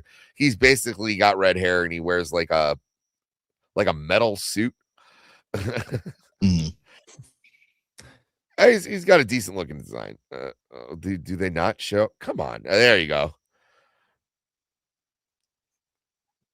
So, also known as Golden Boy. Yep. Look at that. And the best part about Infinite Crisis is at the end when he runs into actual Lex Luthor, and he introduces him to the Joker, and the Joker sprays acid in his face. Why? Because you didn't let the Joker play. You made this big scheme with all these different supervillains, and you didn't invite the Joker, and the Joker got indignant. And that's how what happens. It was like, hey, you might not want to utilize him, but when he's around, you have to acknowledge him.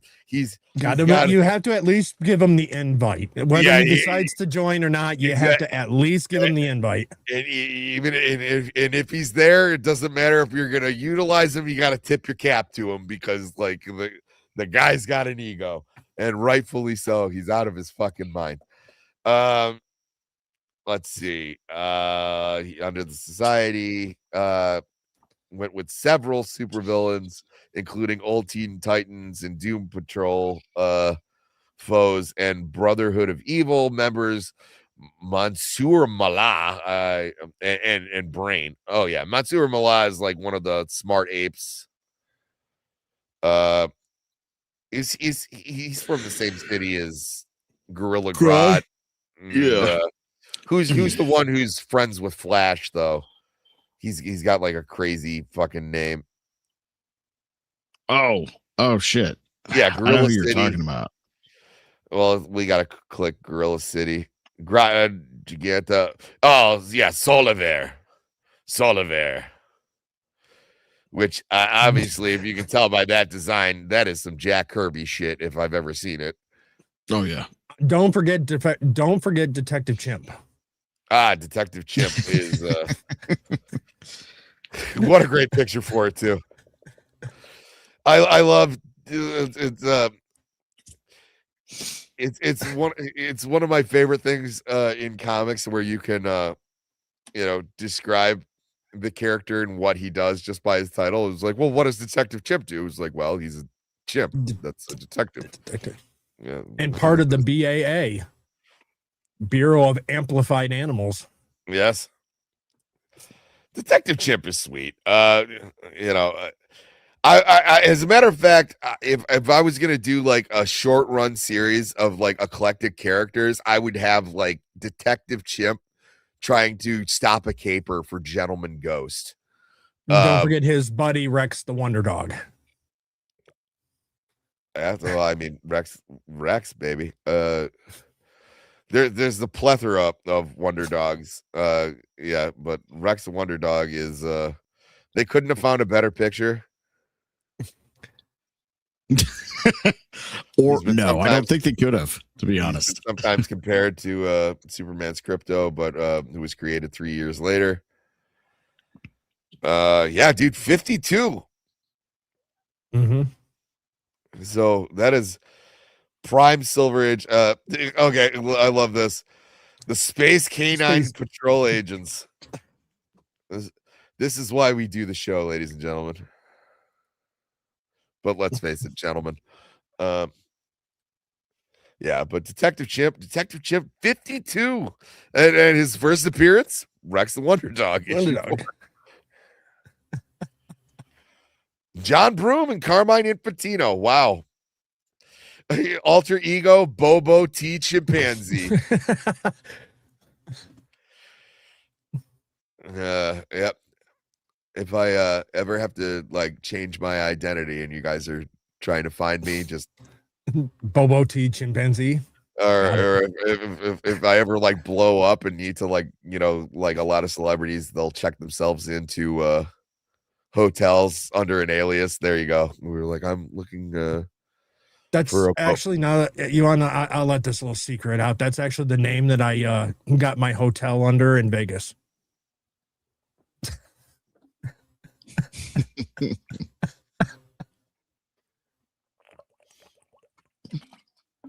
All right. So he is and he's more using like Vertigo and stuff like that. But yes, he's in the Gorilla City. I'm shocked that the Gorilla City doesn't have its own page. Oh yes, in the Challenge of the Super Friends, it's in Justice League. And yeah, they do have it in the Flash, which is crazy that they I know we kept harkening back to the CW, but like it was crazy how much lore, actual like comics lore, that the Arrowverse was able to like actually get into there. Sometimes they did it so well too. Well, yeah. And very specifically within Arrow and the Flash. I noticed a lot better with that. And then it really kind of declines. Okay. Oh, but there you go. Also created by John Broome and Carmine Infantino is King Soliver. So like they just like sentient monkeys. Apes. Yeah. Yeah. But at the time, I mean, so 59, like a city of gorillas is dope. Like, like that's like peak Silver Age nonsense that like everybody loves. Well, I mean, look at what was going on with movies too. One was Planet of the Apes. Oh, I mean, yeah, but I'm saying I mean, it's the whole point. It's the fad of the time. I mean, the Gorilla City, Planet of the Apes, it was like the vampires of the early 2000s. that's true. Oh, that's crazy. I'm gonna have to read wait, Jail Ape. Yes. Oh, Look at that actually, cover. no, it predates it. I take that back. Planet of the Apes, 1968. Yeah, I was gonna say, I was like, it's got it by like 10 years. Yeah. They were ahead of their time. I love Planet of the Apes. But this is obviously, you can tell by the art, this has to be during Grant Morrison's run on JLA, which was stellar. Let me see.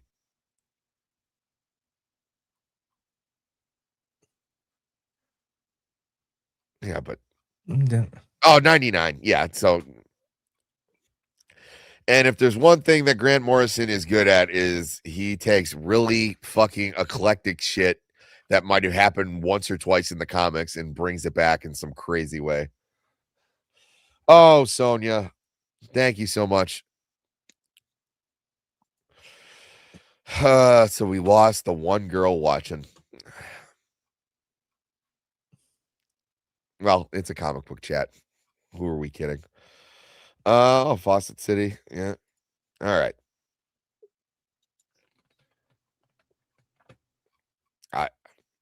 This might be my new Twitter fucking yeah, we're saving it. Profile pic.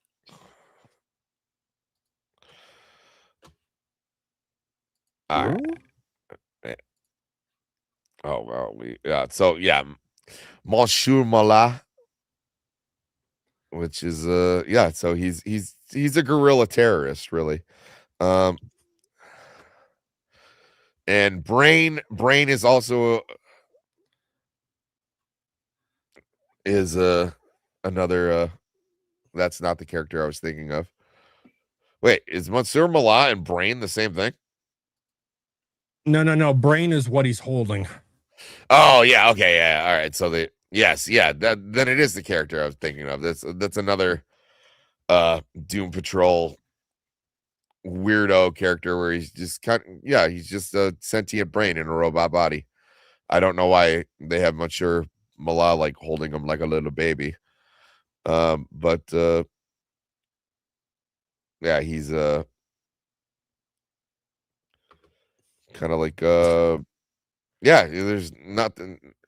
He's like a more serious portrayal of like Krang, I guess. You know, he's just a brain in a robot, like, but he's not like Robot Man.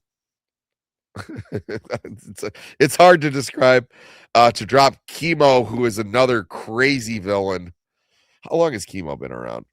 62. He is just like a walking vat of toxic chemicals. He's somehow sentient, and that's usually what they do when Chemo's used in anything. They just drop him somewhere because he's literally a walking weapon. Yeah, definitely Silver Age. Chemo was originally a plastic vessel used by scientist Ramsey Norton to contain chemicals, byproducts from his failed experiments.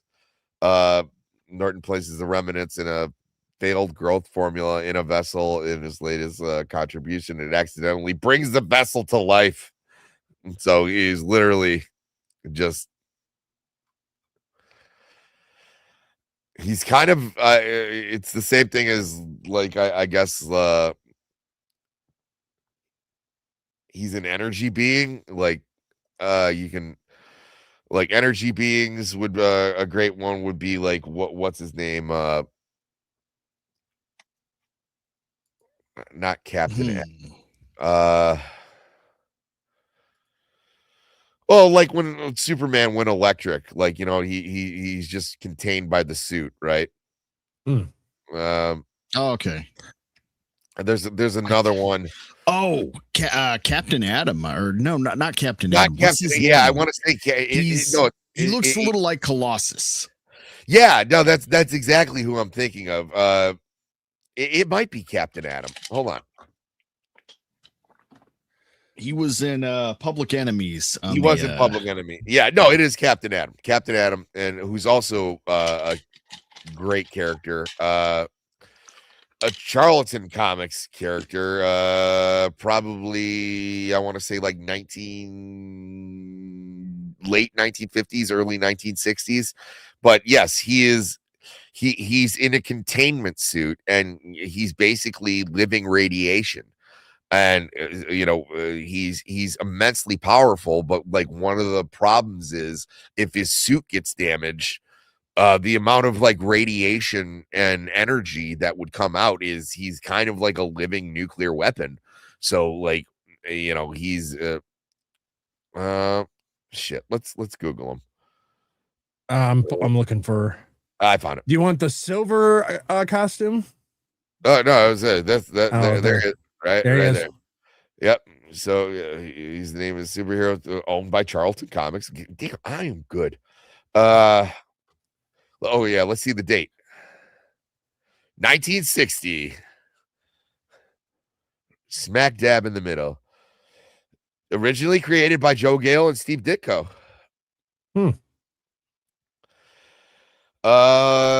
Silver Age Comics to occupy a Superman-like role in Charlton Comics. And if I'm not mistaken, so when DC picked up Charlton Comics, Alan Moore originally was going to do The Watchmen, and The Watchmen was going to be all Charlton Comics characters. So Rorschach was going to be the Question, and Night Owl is going to be Blue Beetle, and Captain Manhattan or Dr. Manhattan was going to be Captain Atom. And the cool thing about the Charlton verse is Captain Atom is the only superpowered hero in that universe. Everybody else is a very like grounded character. Oh, there you go. Alan Moore, notably DC's decision to not give Alan Moore permission to use the characters in the critically commercially successful Watchmen 1986 was series led to the creation of the popular character Dr. Manhattan. Modern depictions of Captain Atom have emphasized so here's a list of some of them from from those comics. Blue Beetle, Captain Beetle, Atom, yep, the question, Peacemaker, yep, Night Shadow, yeah, Thunderbolt. Peacemaker was going to be the comedian. Night Shadow, Master. Yeah, so all of the characters in Watchmen are analogs of Charlton Comics characters, like So you see. Wow. Oh, we need to bring her back, dude. I want that on my fucking wall. I love old comic art. Cover art is just the shit. Fighting Army, fighting Marines, fighting Navy, fighting Air Force. Army attack and submarine attack. The many ghosts of Dr. Graves. All right. Love me some old horror comics. I just started collecting. I just bought the first volume of the EC Tales of the Crypt.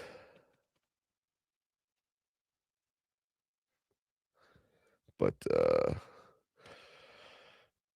oh yeah, look at that. You got Jim Aparo, Dennis O'Neill. It's incredible how incestuous like the comic book business truly was back then. Everybody worked with everybody. Everybody knew everybody. And they were all pretty fucking talented, the ones like the notable ones, but they all worked with each other. But yes, Captain Atom is basically Captain or Dr. Manhattan. And it's so we got a little off track. But yes, Chemo is a big giant energy being. And so he drops Chemo on Bloodhaven, killing over 100,000 people. So moral of the story, don't try to fuck Deadpool's daughter or Deathstroke's daughter. That's what we get. Slade gave the explanation to the Brotherhood that Nightwing should be made to believe that he can never go home again, which is a really fucked up thing to do. And it's only happened in comics a couple of times where another good example would be like Hal Jordan when they blew up Coast City. You know, not great. Nightwing took the first of his revenge by bursting in on Deathstroke in Rose's training session, revealing the letter that the kryptonite that Deathstroke had implanted in the place of her missing eye was radioactive and deadly to humans with prolonged exposure. So, okay. So that's a dirty trick, which is also a cool thing and something that, because they're both missing an eye, right?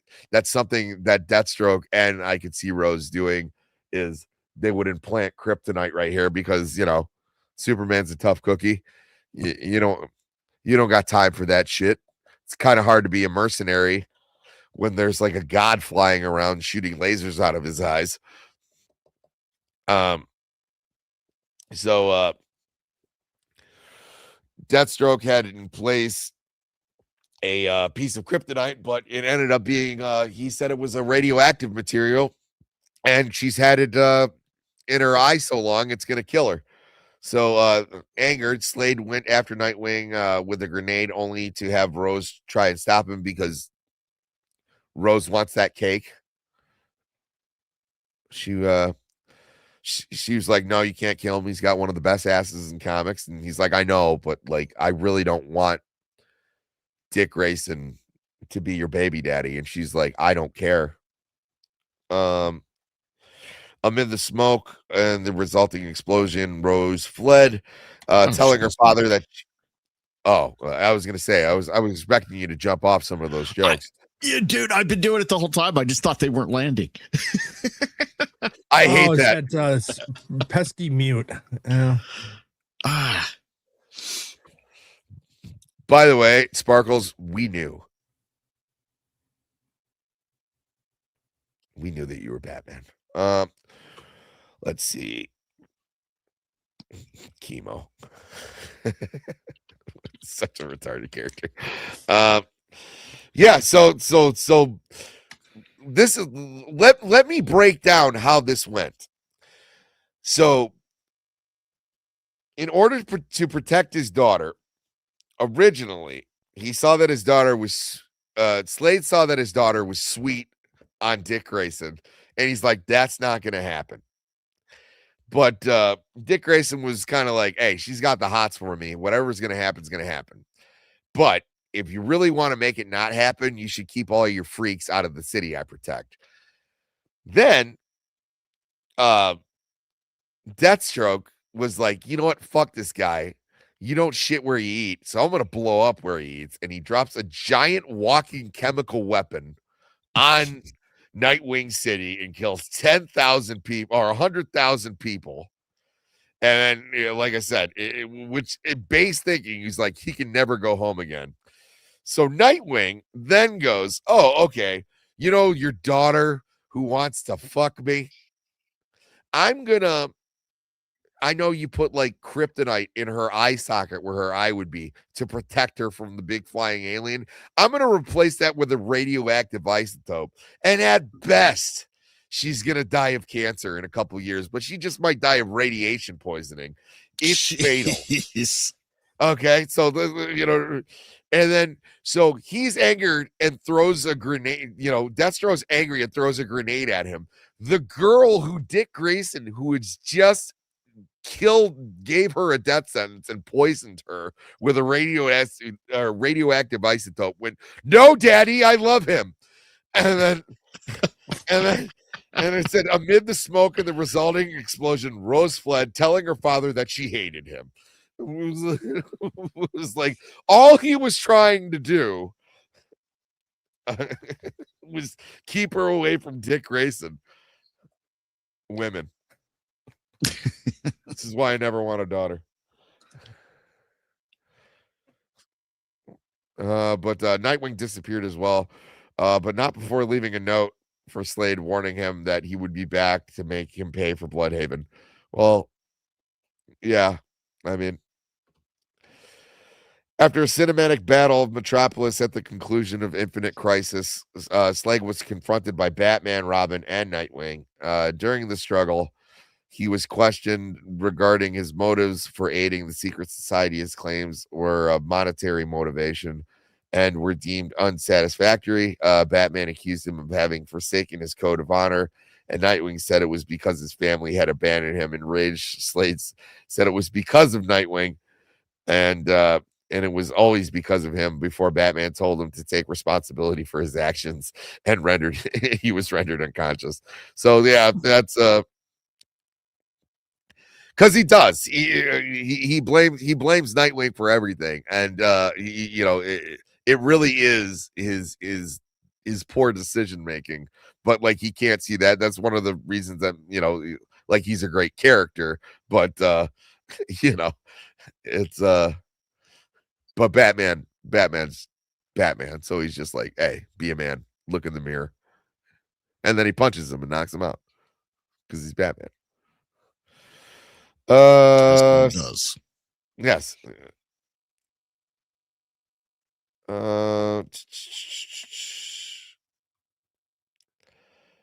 Yeah, that's another thing. So we talked about his questionable morality. Like, there is an iteration where he runs the Teen Titans, and as you can see on the cover here, I'm trying to think of who the speedster is here. I'm guessing that's Pulse, or who's Barry Allen's who's Bart Allen? Not Impulse. It's something like that, though. It's like come on, Chad, help me out. Oh, it is Impulse. Is it? Oh, I was right then. Yeah. Although I don't know about the green thing, but he does got the goggles and the hair. I guess we can just click Titans East.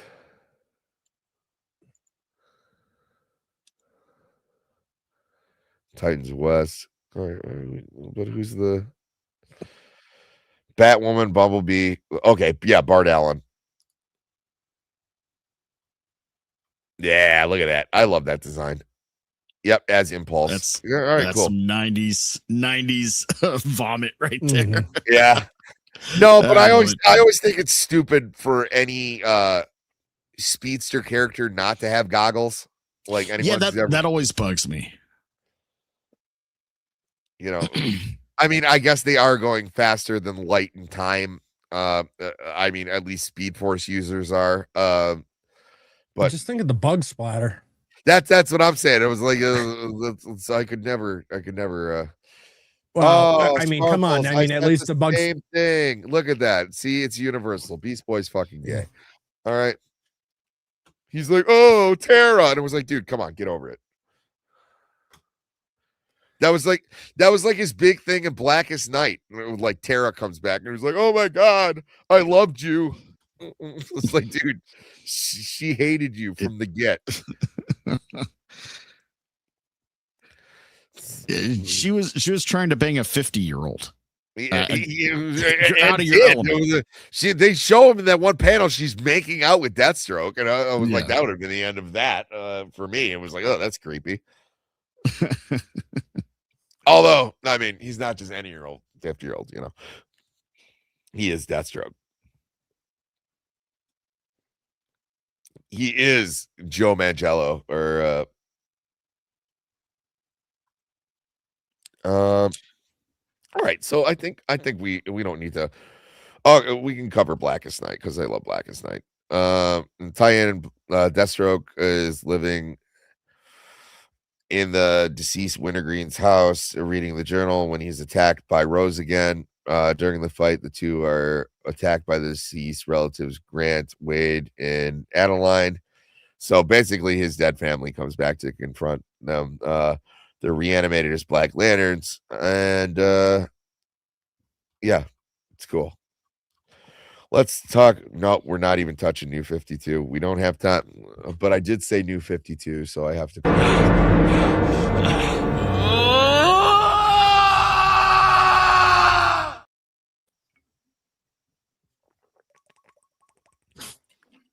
It's the only thing the New 52 is good for, is making me scream. They did give him an origin storyline, which is cool. It's basically everything that we covered. He joined the army at 16. He met Adeline. Oh yeah, that's right. He is canonically a Korean vet, which I guess would make sense that he would be kind of a prolific warrior by Vietnam. Mm-hmm. You know, either way, it's kind of crazy. Oh wow. There's a character. Eclipso. After retrieving the Eclipso gem, Eclipso has been around. Yeah, House of Secrets. 63. Which House of Secrets is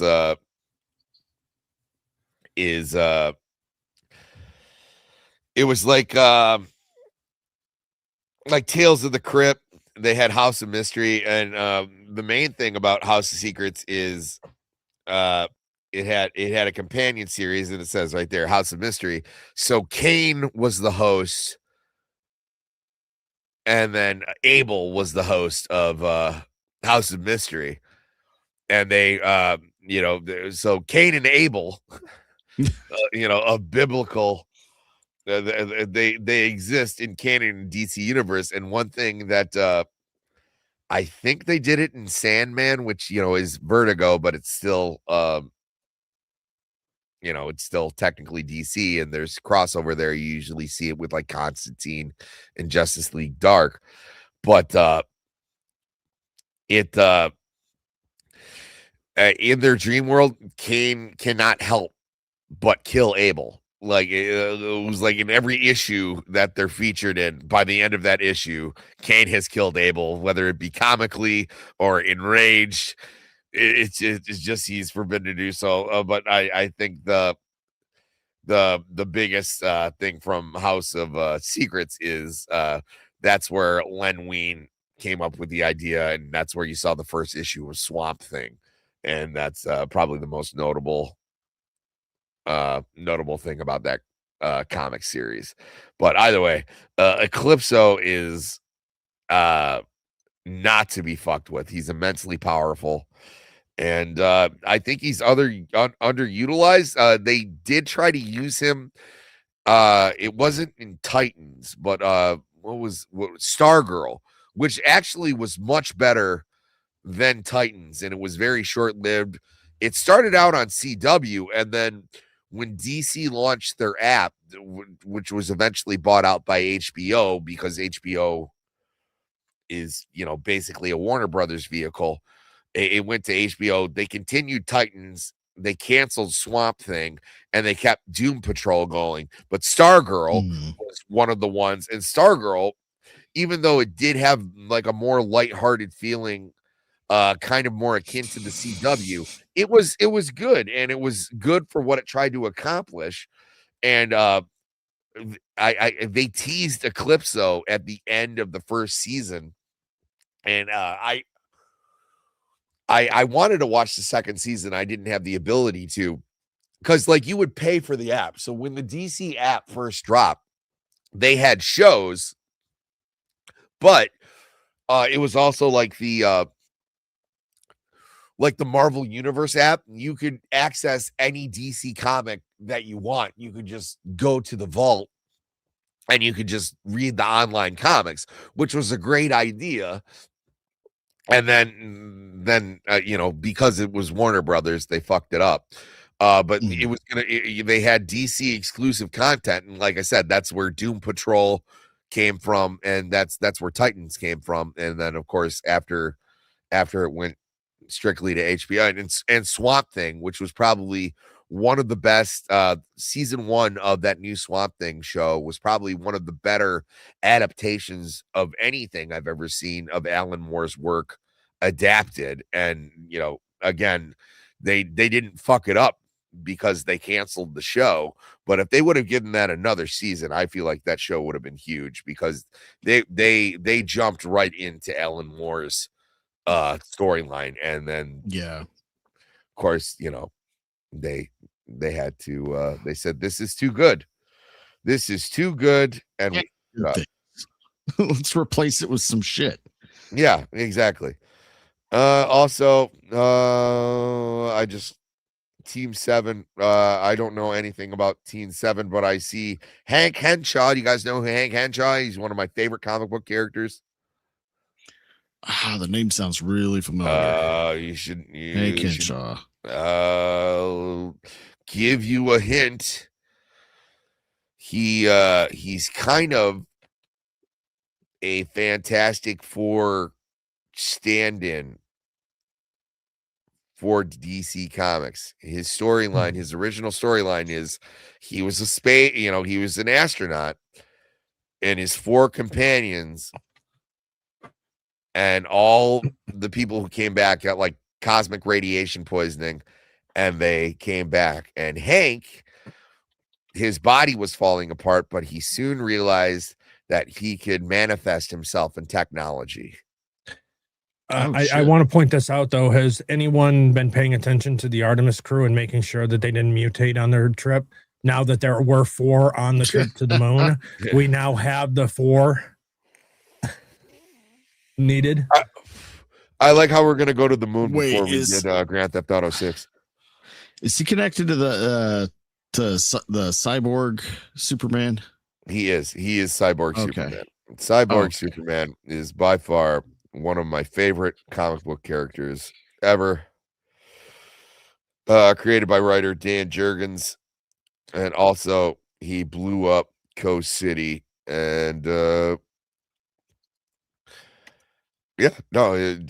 just an awesome character.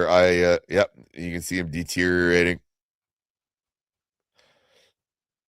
And this is when I really started getting into comics, and this is by far his coolest look. And that's in Superman Doomsday.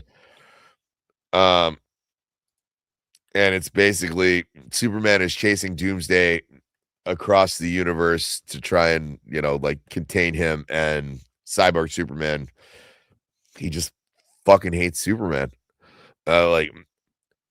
He blames Superman entirely for what happened to him, and Superman saved him. It was like he's a great villain, and he's underutilized. I know at one point in time he was part of the Yellow Lantern Corps and stuff like that, but and then of course in the new 52 they made he wasn't Hank Henshaw. Cyborg Superman was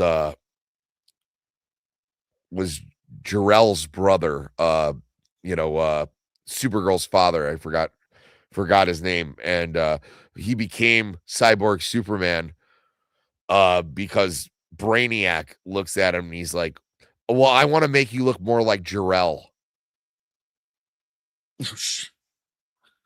Yep. Yeah, let's see if they even have it. Yeah, named Cyborg Superman. Hank Henshaw, which also great look. Oh, that's pretty cool. I like the red and black. That's you see he's got the lantern rings on. Yeah, Zor-El. Yeah, which by the way, dope design. Ooh. Yeah, dope design. But that's Zor-El. Younger brother of Jor-El, husband of Allura, father to Supergirl, paternal uncle to Superman. Originally, he escaped from Krypton's destruction along with other inhabitants of Argo City. The New 52 reboot, Supergirl discovers an amnesic cyborg Superman living on the planet. Yeah. This turns out this turns out to be Zor-El, who was rescued from Krypton's destruction by Brainiac and was reconfigured into a cyborg to serve as his scout. Like I said, excellent design. Just poor execution. But Hank Henshaw is a much better character. And astronaut at NASA until a solar flare hits a space shuttle during an experiment in space, damaging the ship and the crew. Henshaw and the crew, including Henshaw's wife, found out that their bodies began to mutate after returning to Earth. Henshaw's entire crew perished and or eventually committed suicide. His wife committed suicide because after he died, he kept putting his body back together and going like, I'm alive. Oh God. So it quite literally is the DC version of Fantastic Four. Yeah, because one of them, husband, wife.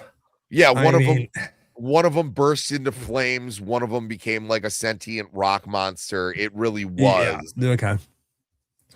Let's see if I can find because it actually is horrific. Hank Henshaw. I don't even know how to.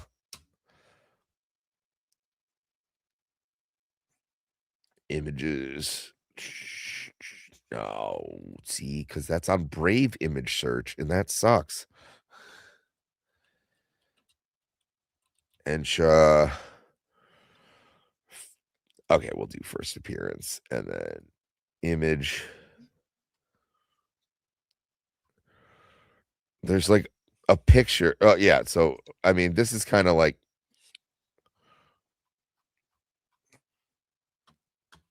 how he looked.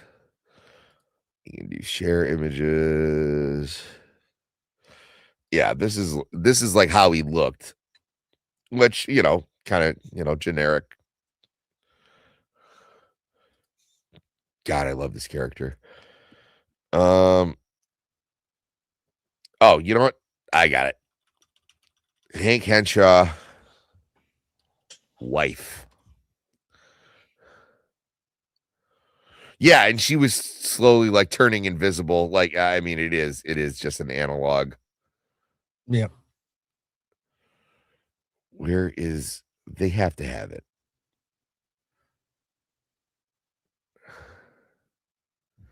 Oh yeah, that's when he's like deteriorating. He ends up just turning into like skull and bones. Oh man. Yeah, I mean, it was like, it's cosmic horror,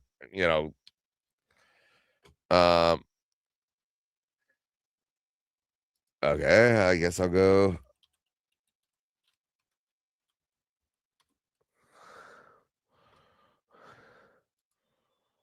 Do they have it?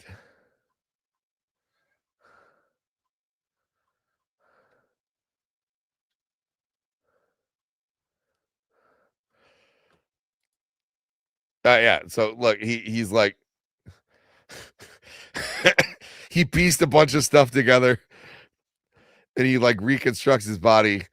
It was like, I realize my appearance must be difficult to accept, but I assure you, I am in fact your husband, Hank.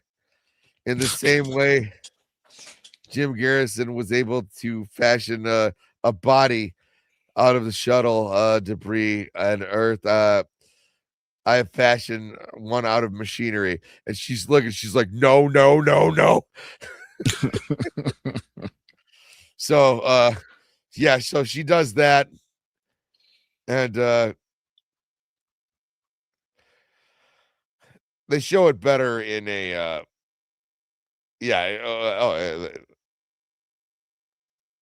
so so she nopes the fuck out. Pretty understandably. He's like, give daddy a kiss. Yeah. No, but her fear I could understand, but not the suicide. So she nopes right the fuck out.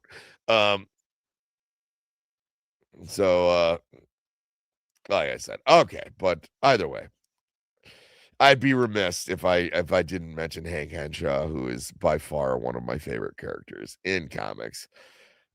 And he gets this initial look. Do you know how he gets the initial Superman look? Oh man, it's been so long since I. Okay. Death in Return. So when they around the time like when John Byrne rebooted Superman, and then like Jurgens and everything took over, the ship was also like a birthing matrix.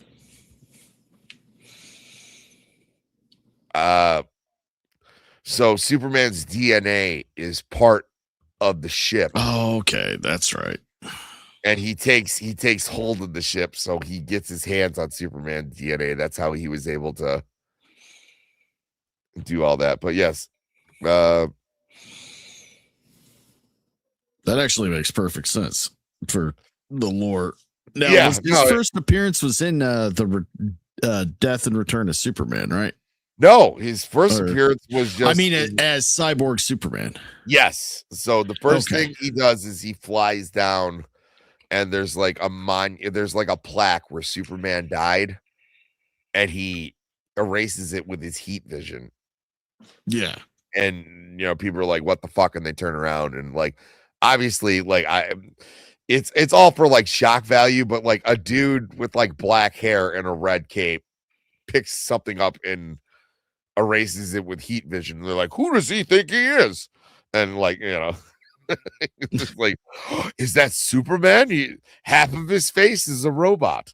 But I did enjoy the fourth Superman storyline. A lot of people talk shit, but I don't know. John Henry Irons is one of my favorite characters. In comics. Steel is underrated. But let's I think we covered Deathstroke as a character. Why don't we get into some live or other media adaptations, and then we can call it a day. But I figured this one would go a little bit longer because like he's an immensely popular character. He's an important character. And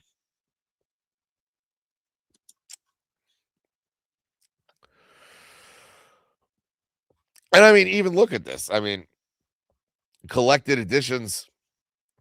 This was supposed to be a one-shot villain.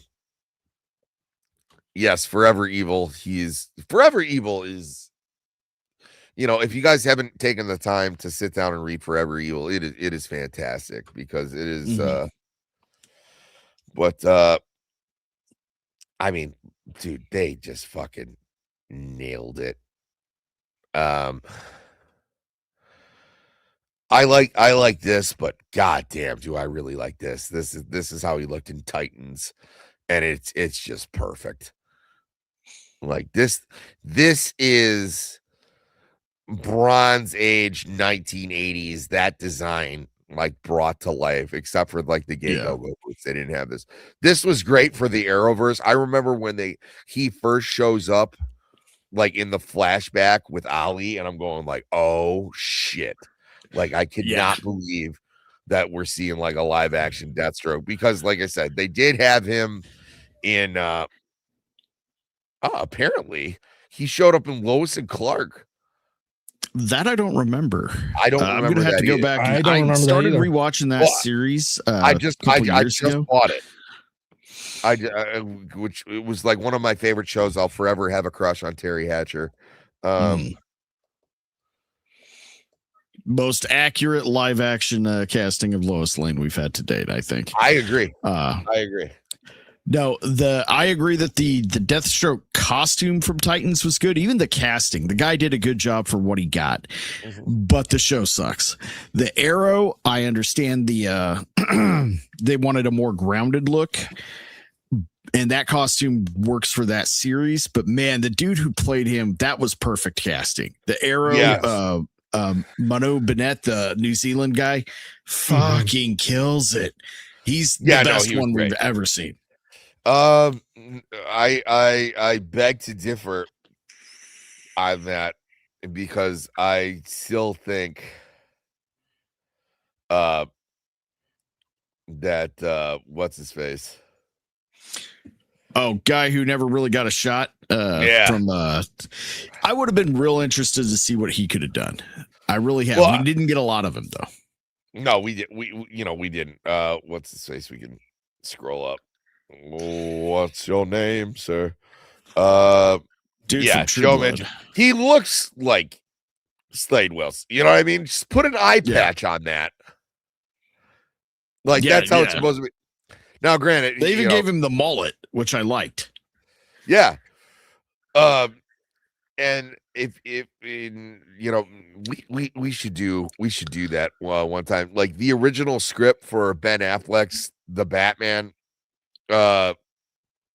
against Deathstroke, if they would have did that, that would have arguably been one of the best superhero movies ever. And like I said, he looks like how the character should look, just like Silver Fox cut, kind of has like this like debonair, like, but and then of course like Ron Perlman. Yeah, great voice for Slade. Yeah, great voice for Slade, and, but he's if he were a little bit younger, he could. Yeah, he is a complete piece of shit. But in his younger days, he even could have done a decent live action. Yeah, he could have, but he looks like a cat that came to life.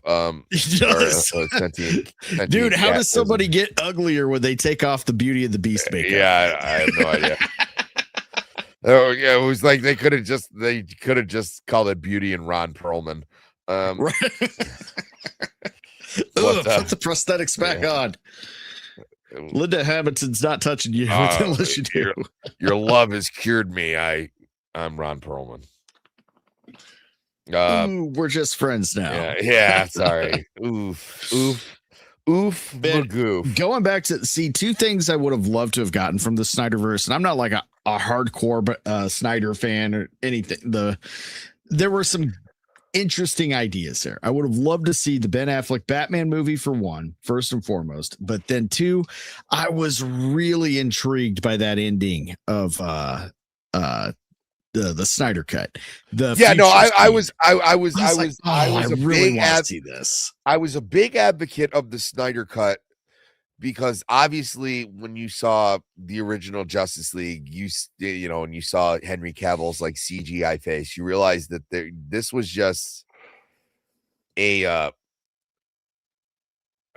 was a whole other movie that wasn't there. That's why I'm interested in seeing the Ayer cut of Suicide Squad, because like Heath Ledger, or not Heath Ledger, what's his face who played the Joker? Jared Leto. He was supposed to be basically the main character of that movie. Yeah. And they cut like 40 minutes of his scenes out of there. Like, I would like to see what that was. Because and the edit that they gave Ayer to do was insane, where they're like, well, Deadpool is doing really well, make it funny like Deadpool. God. There you go. Rick's got it. I agree. The guy just looks like Slade Wilson. He's perfect.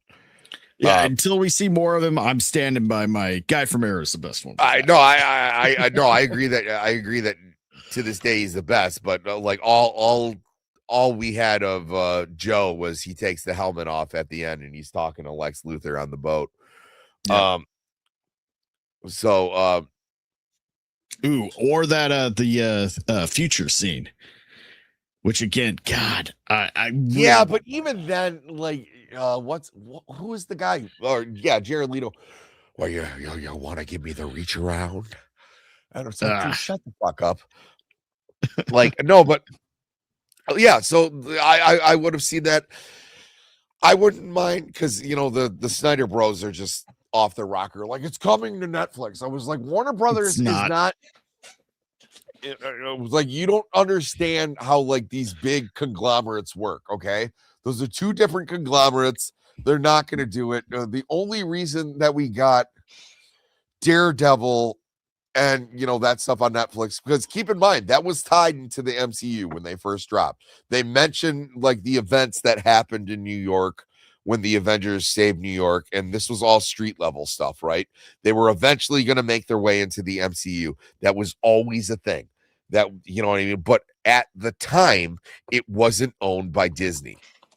Disney didn't take over until the Avengers. So all of that stuff was pre-written and ready to go. That's why anything that Disney has done since has been a nothing burger. All that stuff was mapped out before Disney took over, and then they're like, well, how can we fucking destroy this? And because Disney's not good at catering to male audiences. You know what they do really well is sell princesses. And that's why they've injected princesses into everything, and they can't do anything. Also, they're morally bankrupt, and it's not the company that it was when we were growing up. Doesn't matter. That's a different rant for a different time. All I'm saying is this is one of the biggest missed opportunities. I was a fan, and I was big on seeing the Snyder cut because we knew that this was on the cutting room floor. It was there. That doesn't mean that I think Zack Snyder's immensely talented or anything like that. He's fairly good when he's adapting other people's work. He's very good. Otherwise, you get a bunch of characters sitting next to a fire giving you an exposition dump, and we get it, slow motion. Which is fine if you're doing the Flash, but like literally, there is in Justice League, there is a scene where obviously it's out on the main street. There's gonna be a fruit cart that flips over. We didn't need to see those oranges fall in slow motion. I don't care. It's like, Zach, this is a 4-hour movie. Another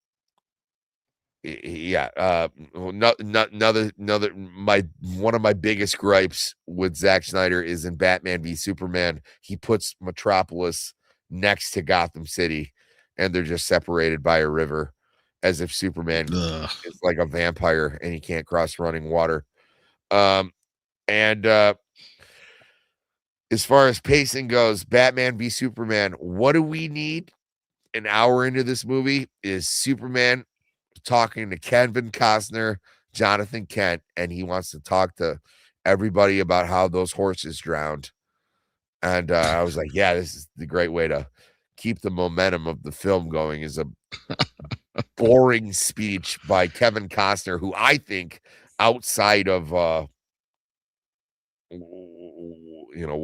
what's his newest iteration, I find Kevin Costner to be movie poison. I don't particularly like his acting style. He's good in a couple of movies. I feel like a couple of movies are good in spite of Kevin Costner. And Robin Hood, King of Thieves was not one of them. Waterworld was, though. Like, he's that's Robin Hood's a classic, where Robin Hood's the only character without a British accent. Yeah. And Morgan Freeman like delivers a baby and he like puts the stick in that woman's mouth. Wow, we are really not talking about Deathstroke right now. You did this, I blame you. No, like I said, great grounded look. The look that everybody wants and like we never thought we'd see. Because this is aesthetic change through the years, right? But this is first appearance, you know. You got Deathstroke the Mercenary in the first picture. You have Deathstroke the Terminator. Yeah. You know, very there were some aspects about Titans that was very, very good. And then the rest of it turned most of the part. costumes were on point. Their costume designer knew the task and executed it well. Yeah, and I like that Nightwing costume, even his first Robin costume. Yeah, and like the guy who played Thad from Blue Mountain State when he played Hawk. Oh yeah, Hawk and Dove looked great. Yeah, and oh my God, Dove was so hot. Which I like that they went post Blackest Night, where they have Hank and then they have the girl as Dove. That was a good thing because you know, like the brothers aspect of Hawk and Dove. That was one of the really cool aspects of Blackest Night, where you know the rings would seek out you know, like dead characters, and they couldn't wake up Dove because it just said Dove was at peace. And it was like, and that's all that character had ever been about, like they're, you know, the embodiment of war and peace. And it was just like I don't know why they chose to do that. Jeff Johns left to his own devices when they let him roll with the Justice Society, but mostly when he took over, he had one of the best runs in comics when he took over Green Lantern for a good 6-7 years. Not only did he revamp an aspect of DC Comics that not only people loved and adored, but not only did he expand on that, because keep in mind, Sinestro was just like a rogue guy who left the Green Lantern Corps and constructed his own yellow power ring, because at the time, yellow was the only color that Green Lanterns couldn't manipulate. Okay, in the Golden Age, it was wood. For some reason, that's why Solomon Grundy was a problem. That's why and it also looked good on like a ground level. So like, you know, Green Lantern could make all these things, but if you charge at him with a baseball bat, you might be able to get like a hit in. You know what I mean? There was some, you know, that was good for the time. But you know, they had the yellow impurity. He took what happened with Hal Jordan, added the parallax impurity, and then explained how Sinestro came up with his own power ring and came up with the Sinestro Corps, and then came up with the other Green Lantern, or the other Lantern Corps, and came up with this whole War of Light aspect, and did one of the best soft reboots in comics, which was Blackest Night. It didn't change everything, but it also shifted the status quo, where you had a bunch of characters who were previously dead that came back. It was brilliant. And it also proved that you don't need a major crisis event every 5 years to, you know, upset the status quo and bring characters back. And it was like, you know, people forget that like Martian Manhunter, Aquaman, all those characters were like dead in the comics until after Blackest Night they got brought back. But it didn't feel like it was this huge event where you were like shifting everything. I mean, granted, it was a huge event, and it's massive. Like I just bought like the 10-year anniversary omnibus. It's probably the biggest omnibus I have. It's over 1,600 pages. You know, because it has all the tie-ins and everything. But it didn't do it like where they would announce that like everything's about to change. They didn't do what they did with the New 52. They didn't do what they did with Rebirth. I would say, you know, like when they put Crisis on the end of it, it's done. They tried to do it with Dark Knight's Metal and Heavy Metal. It didn't. It didn't work. I think the closest thing that we ever got to like a soft reboot like that would be like something like 0 Hour, A Crisis in Time, and all 0 Hour did was take some of the problems that, now granted, Crisis in Infinite Earths did do a lot of good things where it streamlined a lot of things and it, put the golden age on Earth 2 and everything like that. But there were some problems moving forward. It tried to reset that. The only thing is they didn't let it go long enough before they had Infinite Crisis, and then a couple years later Final Crisis. And that's kind of what happens when you give guys like Grant Morrison and like runs of you give him a run on a certain character, he's gonna come up with some like great retcons. It was like like one of the best retcons in history is when Alan Moore did Swamp Thing, and you realize that he wasn't Alec Holland. He's actually a living plant mass that got the memories of Alec Holland, but he's not really Alec.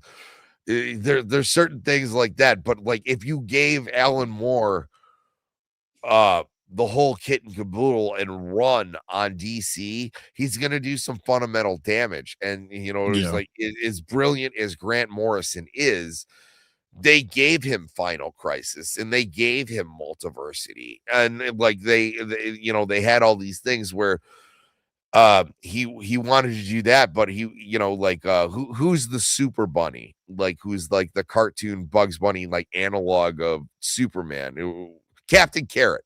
He made Captain Carrot like a main fucking character in like some of these Crisis events, and it was like, dude, we get it, you have a wide knowledge of comics.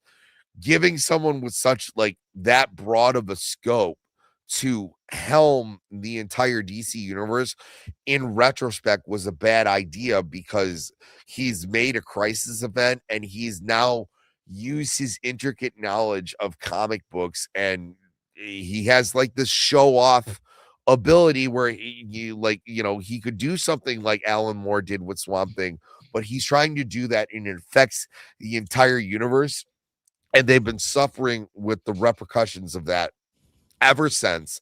And now they have to have a Crisis event like every 5 years. Well, I mean, that's not saying the untold and pitiful damage that the New 52 did, but they've yet to right the ship after they decided the best way to do it is to update and retcon everything every couple of years through a Crisis event. A Crisis event needs to be when you've painted yourself into a corner and that's the end of it. Otherwise, you have to roll with what you're given. And if you want to change a character, do it fucking organically and do it through the writing. And like, but these writers nowadays can't be troubled.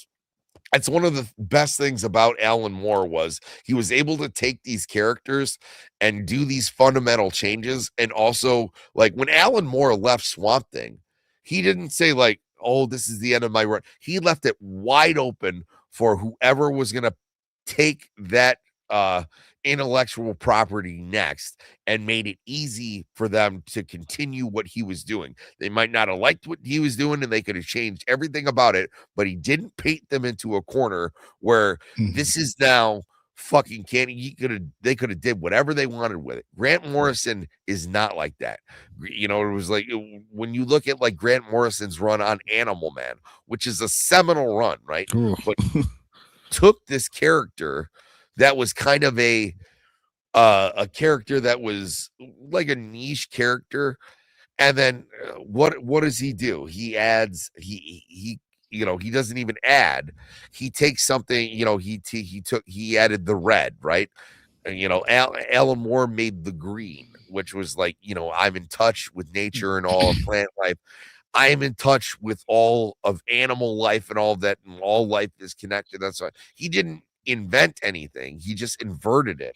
and he made something that didn't even need to be there, and that's how we ended up getting like the gray and whatever the fuck. I think it's the brown for the mushroom one. Like it was like it doesn't.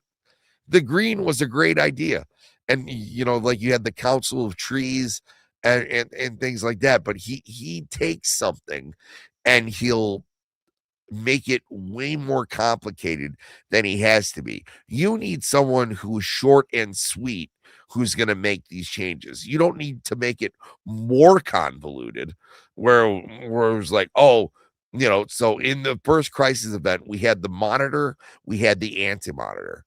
And I was like, well, what if there's like a third Monitor who's like a vampire and he's actually, it was like, dude, shut the fuck up.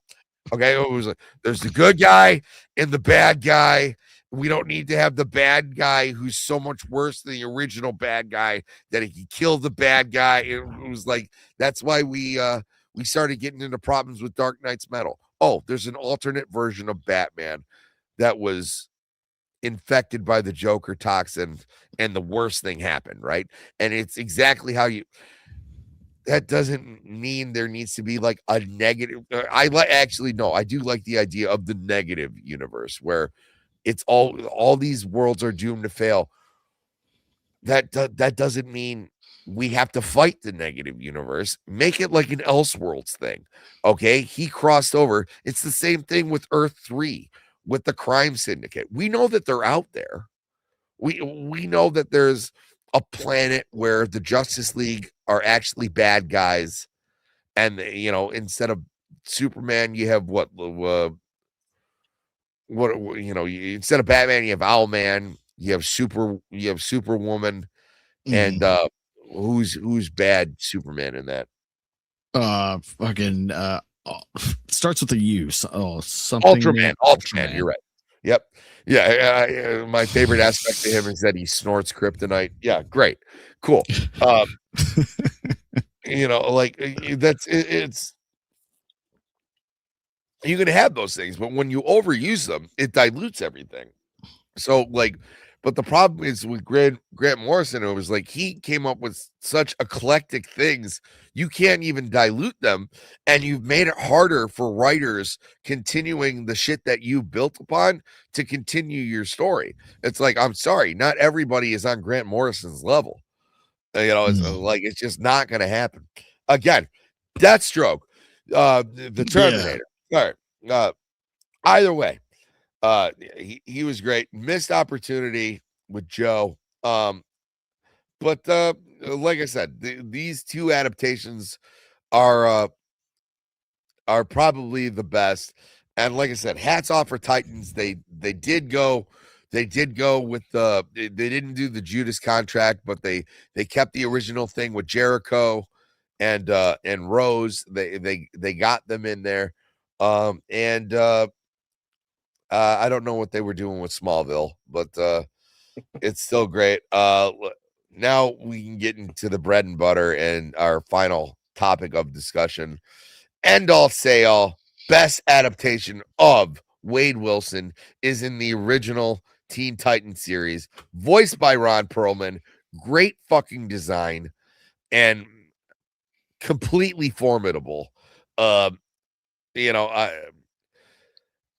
is a beast. You can tell that he is the final fucking boss in this series. And you gotta love him for it.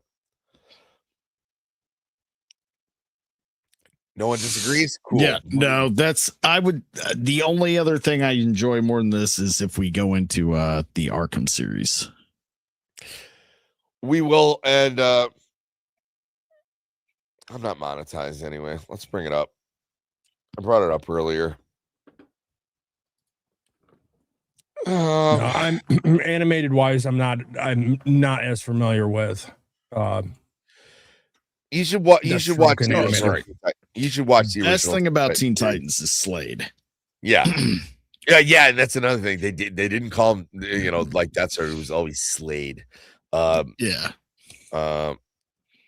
Preview.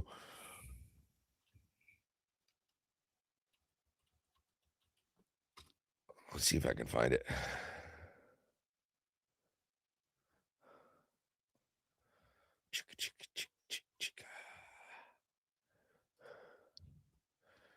No, I'm playing the 4-minute one. Where's the? Like I said, the he was the best part about Arkham Origin. The only thing that I don't like and I will never like is that one guy, and people like kiss his ass all the time because like he played the Joker and he did like a good Mark Hamill impression. It's like, go fuck yourself. I'm just making sure I got the right one.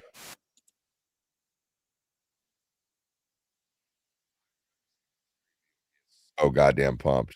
Yes, here it is.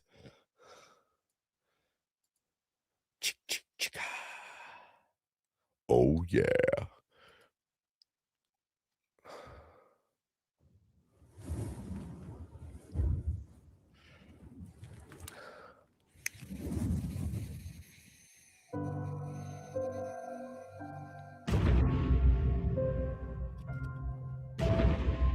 God, the trailer for this is so good. Yeah. It's so hard.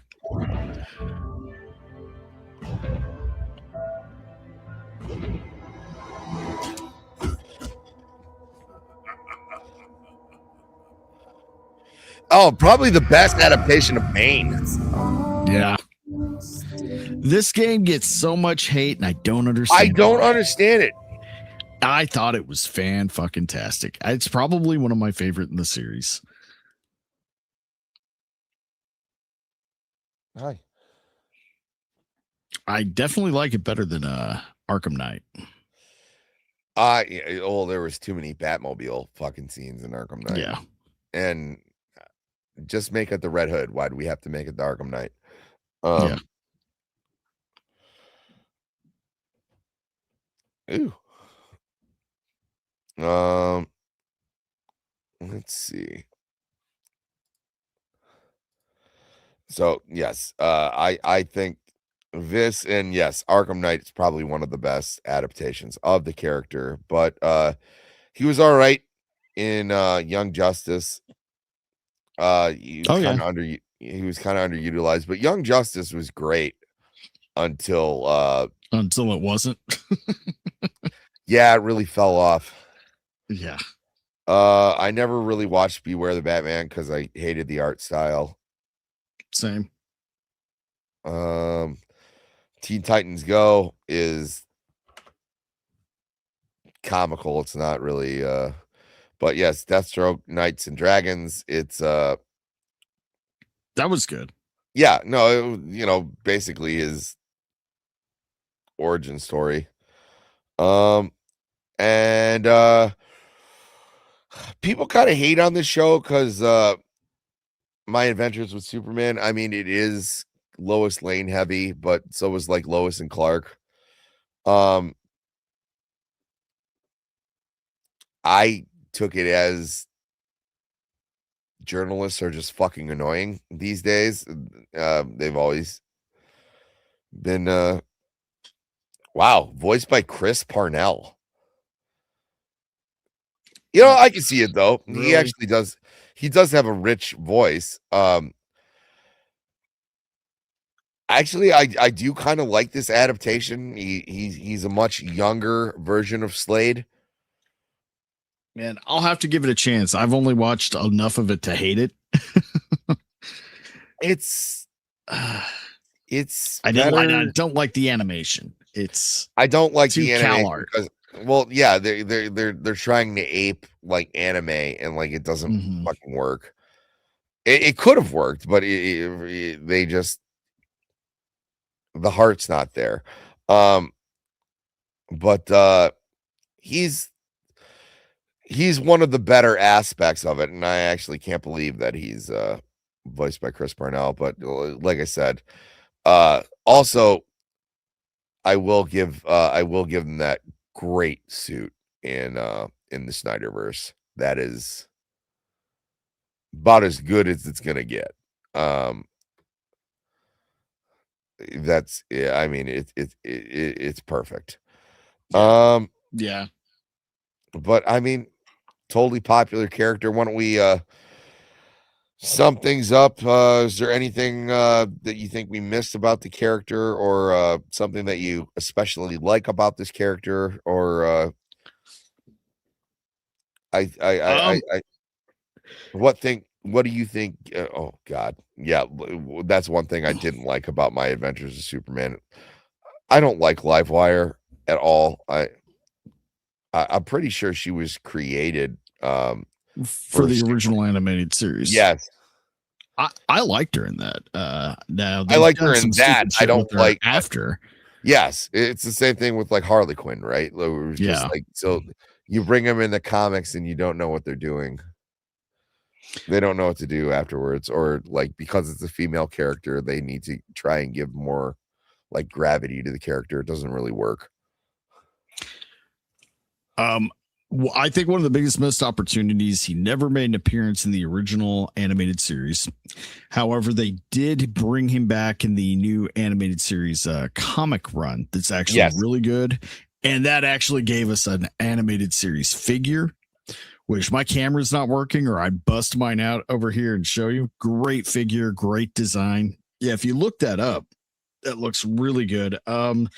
This is a character that I don't think gets nearly enough credit, and I mean he's done good. They put him in a lot of stuff, but I think he could really carry his own. Like if they wanted to do a serious, dramatic, dark DC show that's no fucking jokes, no James Gunn bullshit, just a dark, violent crime story, you know. Oh, I'm looking at it now. That is a good fucking design. Oh, isn't it good? Here, hold on. This is a character that could carry his own. Yeah. Oh man, and that figure. Now that's good too. Oh, that's from the Beware of the Batman. No, go down design. One. It's that blue one right there. I have that figure. Oh yeah. Oh yeah. Really good. And you got the they bearded. Yes. Yeah, that's if only they brought that. They were talking about, they were trying to bring this back into an actual series, but then of course Conroy passed away, so that just nothing happening after that. Which I mean, Warner Brothers, call me, I'll figure it out.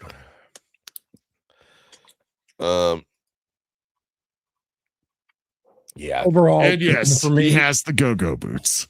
He has the go-go boots, but he doesn't have the bell bottoms.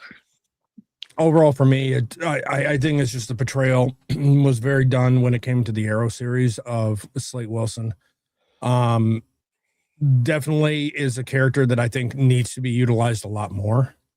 I do agree with Iron. If they wanted to do a just a gritty, no joking, serious, dark comic book, I mean actual live action series focusing on him, that'd be just something I'd watch. But current DC, I wouldn't want him. I actually don't want them to touch. I hope James Gunn stays far away from Deathstroke. Yeah, you know, it's one of those things where, you know, in this series has every single bit of information that I've seen about it. It's every step they seem to like fall and faceplant is lanterns. I mean, even so much like the tagline for the series is only one can wear the ring. And there's three of them on the well, yeah, I was gonna say on this planet alone. Actually, like if you're going in modern comics, I think there's 6. Yeah. There's like a reason for that now canonically, but like originally, you know, besides Alan Scott, you know, there was Hal Jordan, and then when he stepped down, there was there was Guy Gardner, then there was John Stewart. And by the way, when Guy Gardner came around, he didn't have the fucking bowl cut, people. All right. There, you know, and then when it got to Kyle Rayner, the entire core had been decimated. So there were reasons that there was only like 1 or 2 at a time. Now they're all there. There's a plethora of ring wielders on Earth alone. There's a planet that's alive that Mogo the Living Planet has a ring. It's a core. The only one is you're on some Lord of the Rings Highlander shit. That doesn't work. But they said, oh, they're gonna make it like really grounded, like True Detective. And it was like, oh, if only we had like ground level characters like The Question or anything to make it like make a grounded series about The Question, or even this, like if you made like a grounded, gritty story of Slade Wilson, like it would be awesome.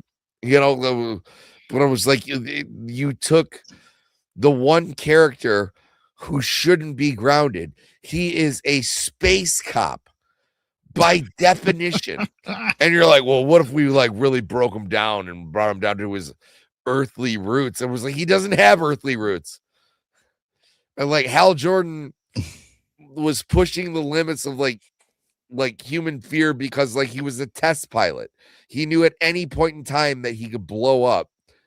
And he was like, what? It was like, what are you gonna do? Like, what you made him like a beat cop, like, but in like Tucson, Arizona? What the fuck are we doing?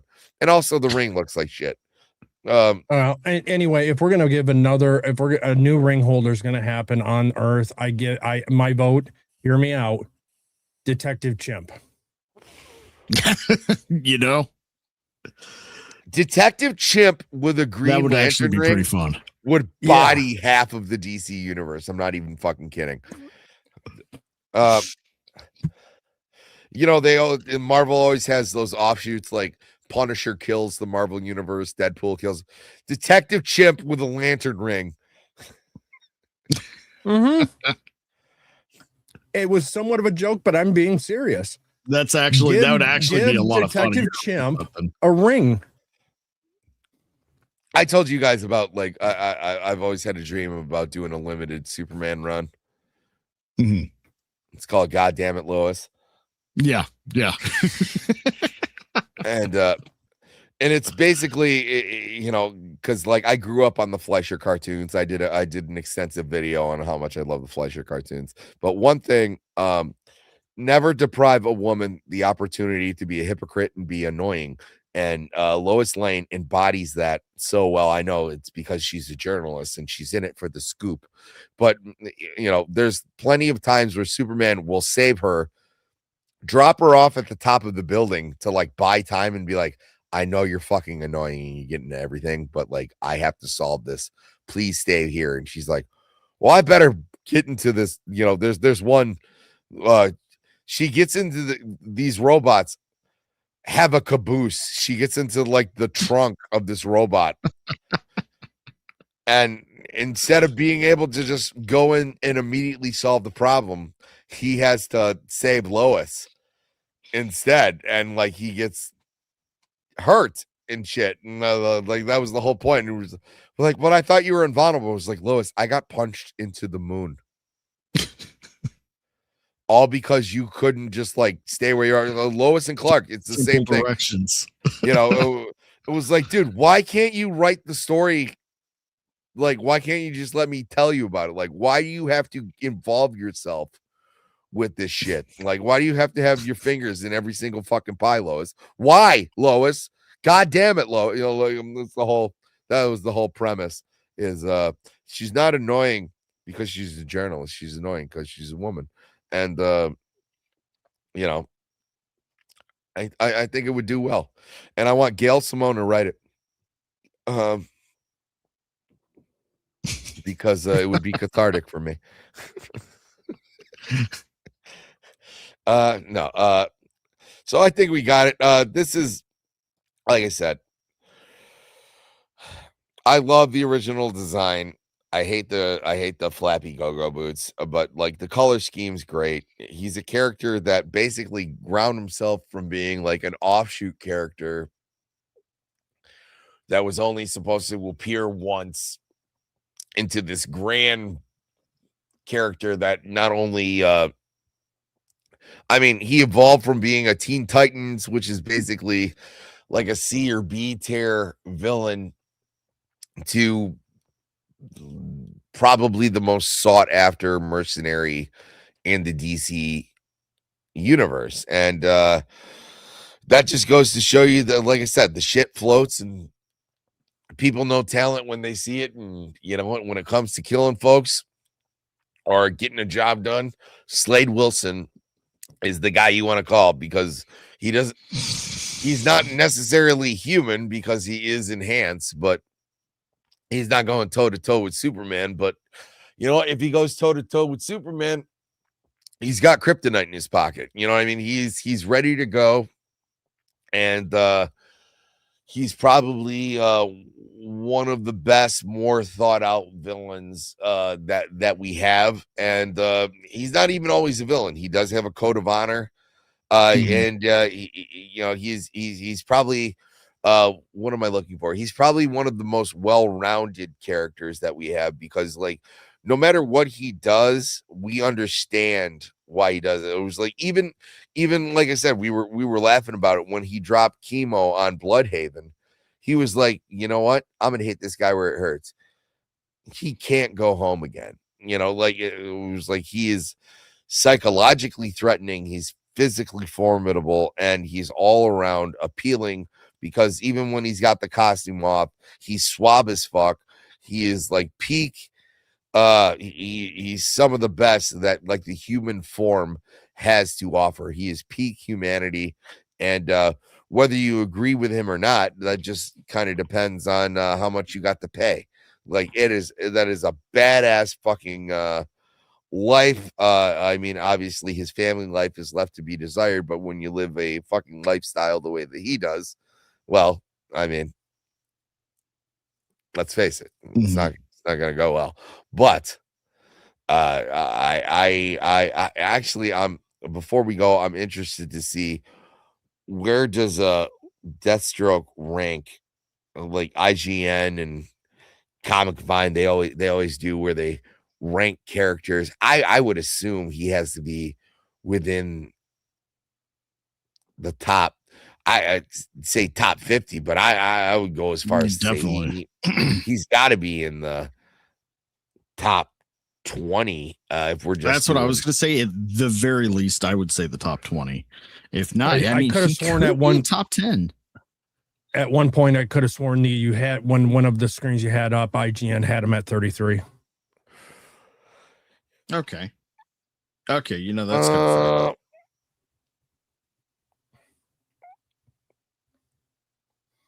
Yeah, well, like I said, you know, I put him, I put him in the high 30s if you're doing Marvel and DC, right? But if you're doing just DC characters, he's easily in the top 15. 20. Yeah, top 15.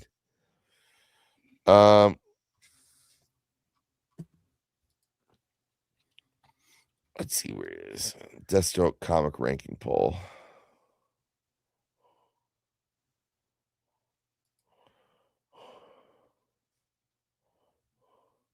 No one cares about the new 52.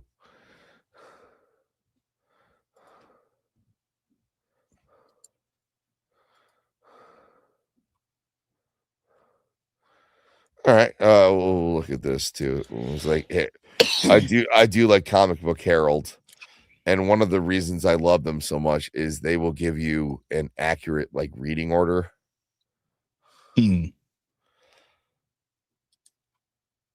So it was like, yeah, that's how he's introduced today, the Terminator. So this is Teen Titans Volume 1. Vaughn was going to come on here and talk about it. I know that he really got into Teen Titans a little bit ago, but he's off being a blonde-haired twink somewhere. Ooh, I wish I would have found this picture. That would have been the thumbnail.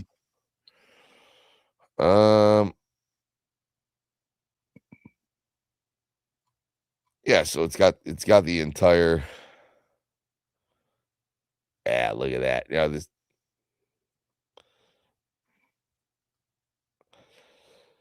that's no joke right there.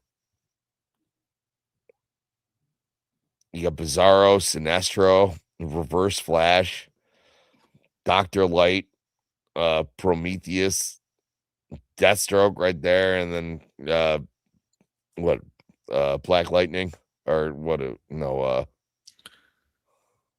what's his name? Black Adam. Yeah. That's that is a point counterpoint for every single one. A lot of, you know what? Maybe we'll talk about Prometheus next. He is one of the most underutilized anti-Batman there is in comics, because a lot of people say Bane is a good foil. Prometheus is every bit of Batman's foil, and they tease it for a long time, and then they realize just like someone thought they didn't like the character, and they just like did away with him. But I mean, obviously, Reverse Flash is the most fucked up one on the panel. Bizarro's retarded. Black Adam was played by Dwayne Johnson, so he's forever ruined. Oh, this is great. Look at that. Look at that cover. Oh shit. I also like that it looks like Lex Luthor knows he's about to get like capped. Like Lex Luthor can feel the dot on his head. Yeah, that's dope. All right, gents. Well, I think we can. Yeah, look, see.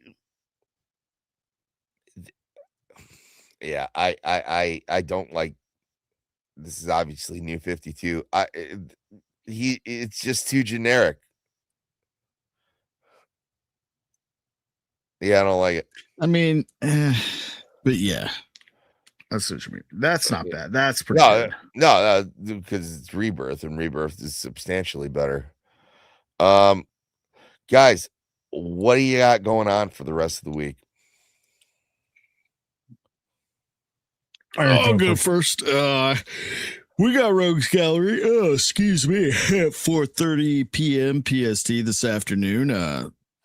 Still looking if we can lock in our guests. I'm not going to announce it just yet. Waiting to hear back. If we don't have a guest, that's fine. We got some fun stuff to talk about. Animal Farm, Resident Evil. I actually really liked the Resident Evil trailer. See, I think it's going to be a good point of contention there, because horror fans seem to love it. Resident Evil hardcore fans don't. And if you're somewhere in the middle like myself, you appreciate the trailer for what it is, but you hate that it's even called Resident Evil. You know, so there's a lot to unpack there. I'll talk to Leon, because like he's my hey, if Leon's free and wants to pop on. That'd be great. He's a Resident Evil like aficionado. Like I don't know if you guys caught his like last video, but like me and him have gotten, like we do a show together. We're friends. He knows more about Resident Evil than I will ever learn. Like he just caught him at the right age. It's like. He knows more about, he knows Resident Evil like I know comics. Like he's fantastic. So I'll reach out to him today. I'll text him right now. Cool. And then so I will be there tonight. And then also I think I'm going to be enjoying some Star Trek goodness with this beautiful bastard over here. Yeah, tonight at 7 p.m. PST, we have Central Logs podcast. We'll be watching episodes 7 and 8 of the original series from the first season. At this rate, we'll be done with the first season of original Trek by July, and then we'll be into season 2 already. And then at Tuesdays at 6 p.m. PST, we have the new show, What the Frack, with Emerald and Tiny, where we're watching the remake of Battlestar Galactica from 2004, because Tiny's never seen it before. And she did not like where the cut is for the miniseries. She was not happy about that location, but that's where they cut it. So find out on the next episode with the ending of the miniseries, and then we get into the series itself. I'll make a confession.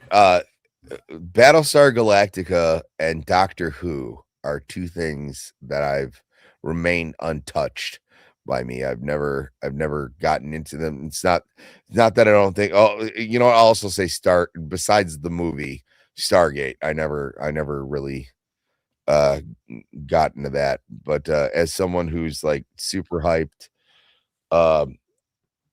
for most sci-fi things, I've never given it the I feel like I've never had the time to give those things the respect it deserves. I know one day I'll go on a deep dive on it, and then I'll be sorely disappointed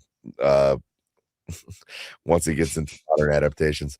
But yeah, no, I think it's super cool that you're doing that, and I know that your channel's benefited from that. So I'm looking forward to jumping on there tonight. And like I said, I love you know, original series Trek, and common Nerd's watching it for the first time. He's doing it as a Rumble exclusive, but he's never watched it all the way through either, and he's started watching it. I caught that this week. Yeah, he's gonna watch it for the first time all the way through. Yeah, and I have a other than that, I have we do CaveCasts almost every Saturday. You know, sometimes life happens. The news is back, but it's a bi-monthly thing. I'm not doing it every weekend anymore. And I'm developing it's going to be a Rumble exclusive show on Wednesdays, and I'm thinking about centering it around soundtracks for the film. Oh, nice. You know, whether it be instrumental or, you know, a collective, you know, artists. There's plenty of great soundtracks that we had through the years. Obviously, we'll start with some of the greats. You know, like episode 1 would probably be John Williams. Episode 2 would probably be Danny Elfman, and then we would look into more collected edition soundtracks, and then eventually we'll talk about what a missed opportunity the Prince Batman 89 soundtrack was, because I found a bunch of cut songs that were supposed to be on there that never made it, and one of my favorites, we'll just play the beginning. Is it was supposed to be before Bat Dance was a thing. Let's see. Prince constructed a theme specifically for the Joker, and they chose Danny Elfman's instead, which is much more cartoonish. But let's.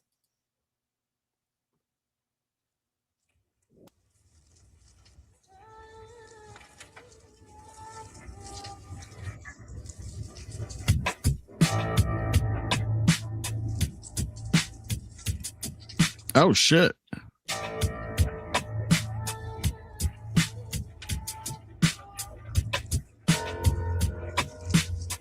And that's pretty much all we can play without getting copyright certain, but it doesn't matter. I'm monetized. I'm gonna have to listen to that later. Yeah, it's an interesting tune. Tim Burton, Danny Elfman said it was too dark to be put on the soundtrack, so and then we got Bat Dance. But this was gonna be this was gonna be the theme that you heard, you know, like Jack is dead, my friend. You know, I'm Joker, and as you can see, I'm a lot happier. Oh, that would have been. It would have definitely changed the tone of the film. I don't know if it's for better or for worse, but you know. Okay, I might have to download that and put it to that scene just to see how it plays out. Yeah. You just imagine. Bob, it's done.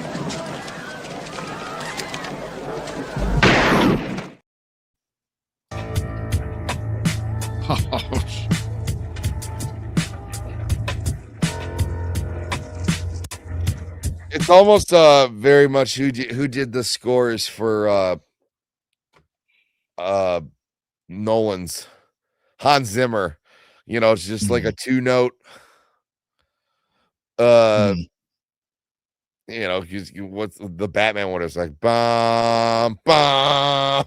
Like, you know, not a lot to it. And they're like, oh my God, he's incredible. And I was like, I could do that right now. I have a piano right there. It's 2 notes. It's like an A and a G. All right. So also I just found someone has an original recording of the initial Broadway run of Rocky Horror Picture Show before the movie.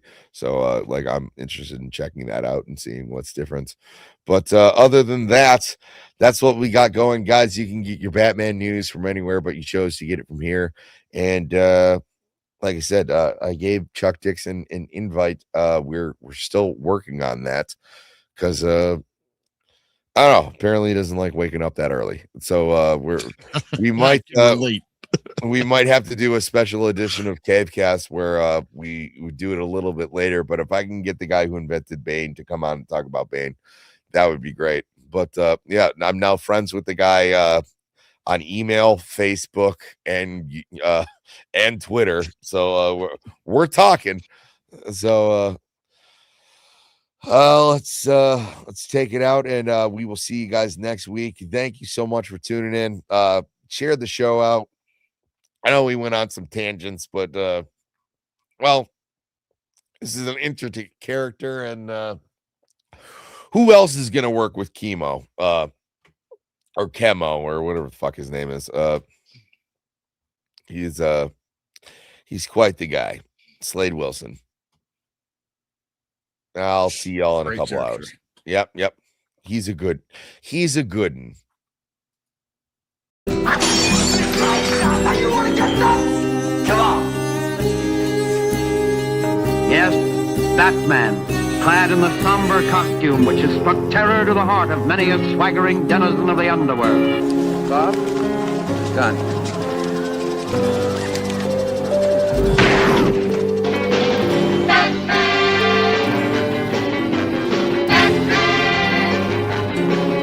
Holy CinemaScope! Holy miscast Batman! Holy movie moguls! Holy cliffhangers Batman! Holy suborbit Batman! It's raining down there! The history! Holy catastrophes Batman! Holy bullseye Batman! Holy stereo! Listen to this! Holy armadillos! Holy Krypton! Holy trampoline! Holy fork in the road! Holy Titanic Batman! Holy Dee Dee! Holy funny bone the Joker! Holy chutzpah! Holy precision! Tomorrow, same bat time, same bat channel.